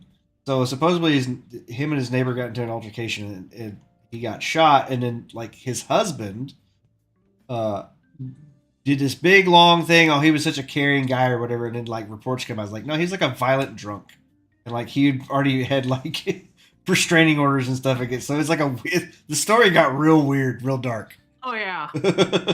It was honestly kind of. Oh, my camera died. Sounds terrible. It was kind of fun to watch. Speaking of dark. Yeah, what happened? Yeah, sure. You burned your camera up.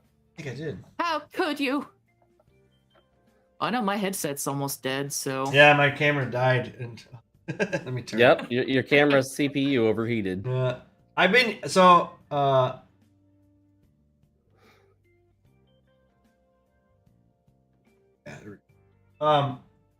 I've been using an old cell phone as a webcam. I was like, I got like 3 old cell phones laying around here. Can I? Oh use yeah, one of these? those can actually overheat, and then they disable certain functions if they get too warm. I think I hadn't charged it. It just died. That's probably what the issue is. Yes, it does need battery. Yeah. So, but we are at. Now we're at 10 o'clock now. I normally shut it down at 9. It's only go about 2 hours. Shit. So we went 3 hours, but it's been a great. It's been a nice time. Yeah, it's been a great conversation. It's super fun. I really enjoy finding people I can just shoot the shit with and just carry on conversations. Yeah, with. good time. I'd normally be in bed by now, but I'm same. not going to work tomorrow. So Oops. Also the same. I'm not working tomorrow, so I normally get up at 3 a.m., which is why I try to shut it down early. I can't brag about my 5 a.m. Then you got me beat. 3:30. Really closer to 5:15. Yeah. But yeah, so thank you, Mark. Thank you so much for joining. I definitely want, I know you said you're working on starting your own podcast. Thought about it. Not totally sure yet. Yeah. So